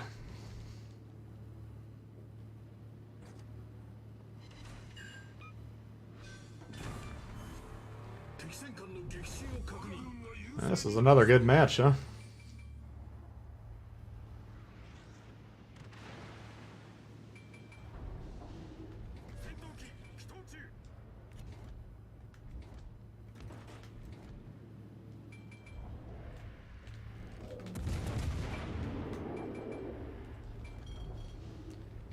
Yeah.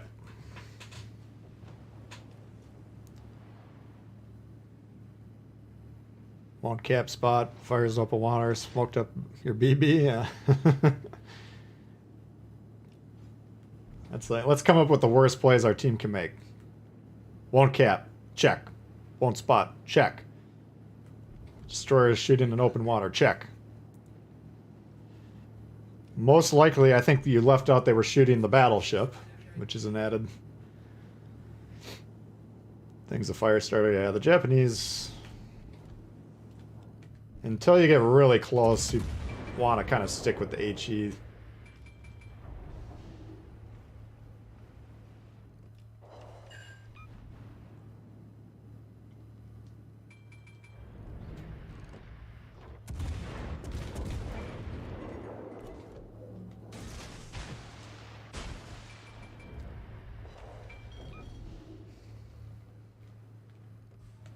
Does have AP, we gotta be a little careful.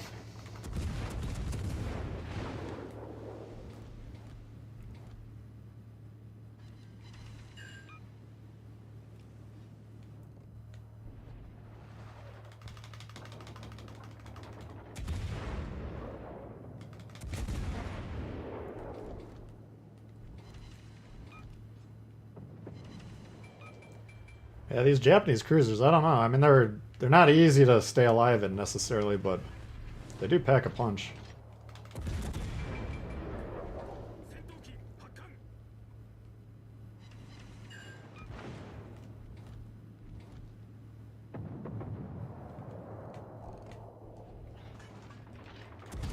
Like at this range, we could consider an AP shot.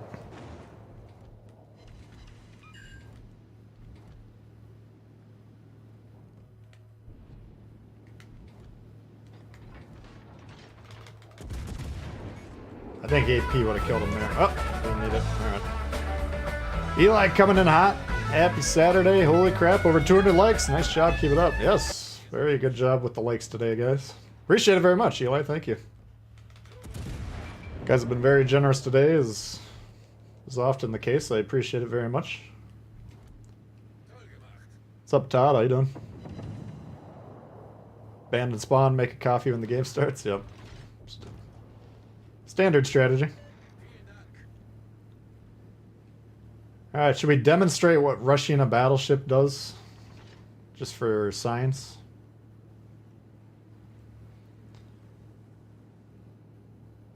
Oh, he's over there. Okay. Ideally, he would kill the Ismail. I don't know, 8 minutes. I think they could lose this, but it would... This battleship right here... He's a Leon. He's got a little bit of speed.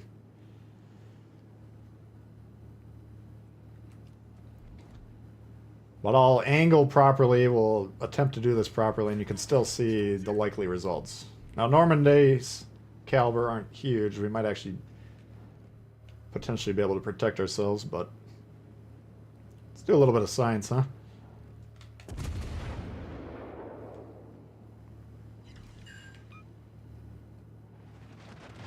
Yeah, not too bad, not too bad. Maybe we can go to ram off on him.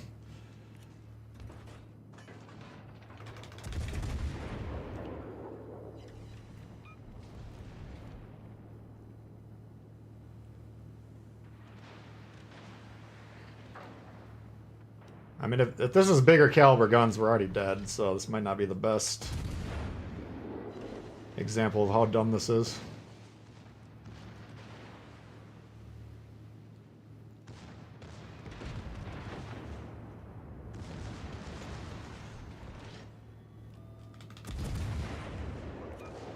I guess. Let's do the suicide torp, huh?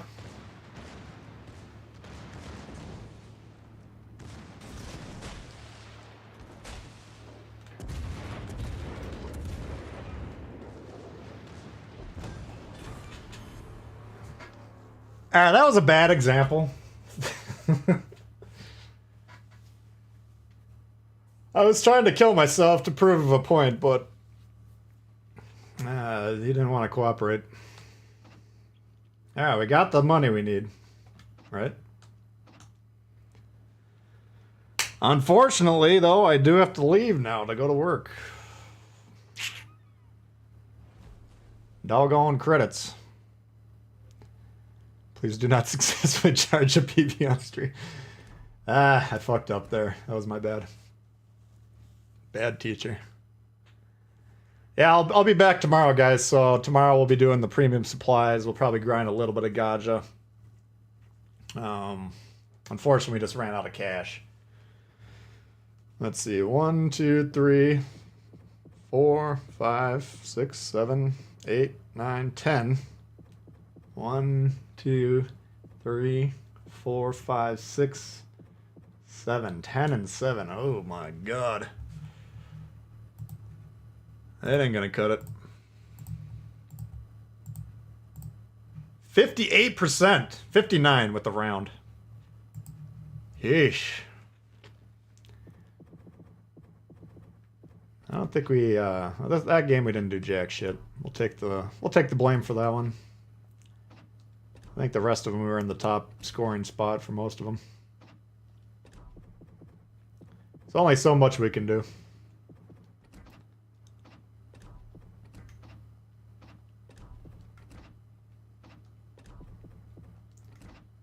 Yeah, that one we could have done better.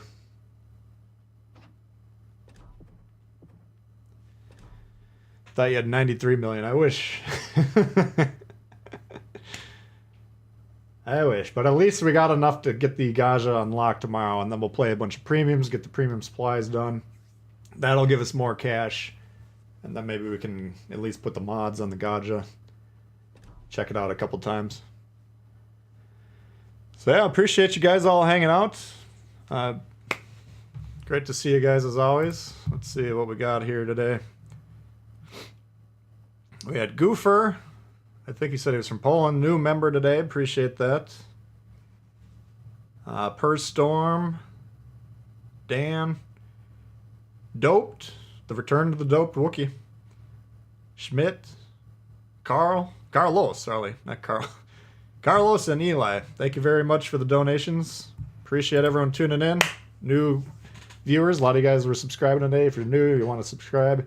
That'll make it easier to find the content. And I hope you guys enjoy the rest of the day. All right, peace.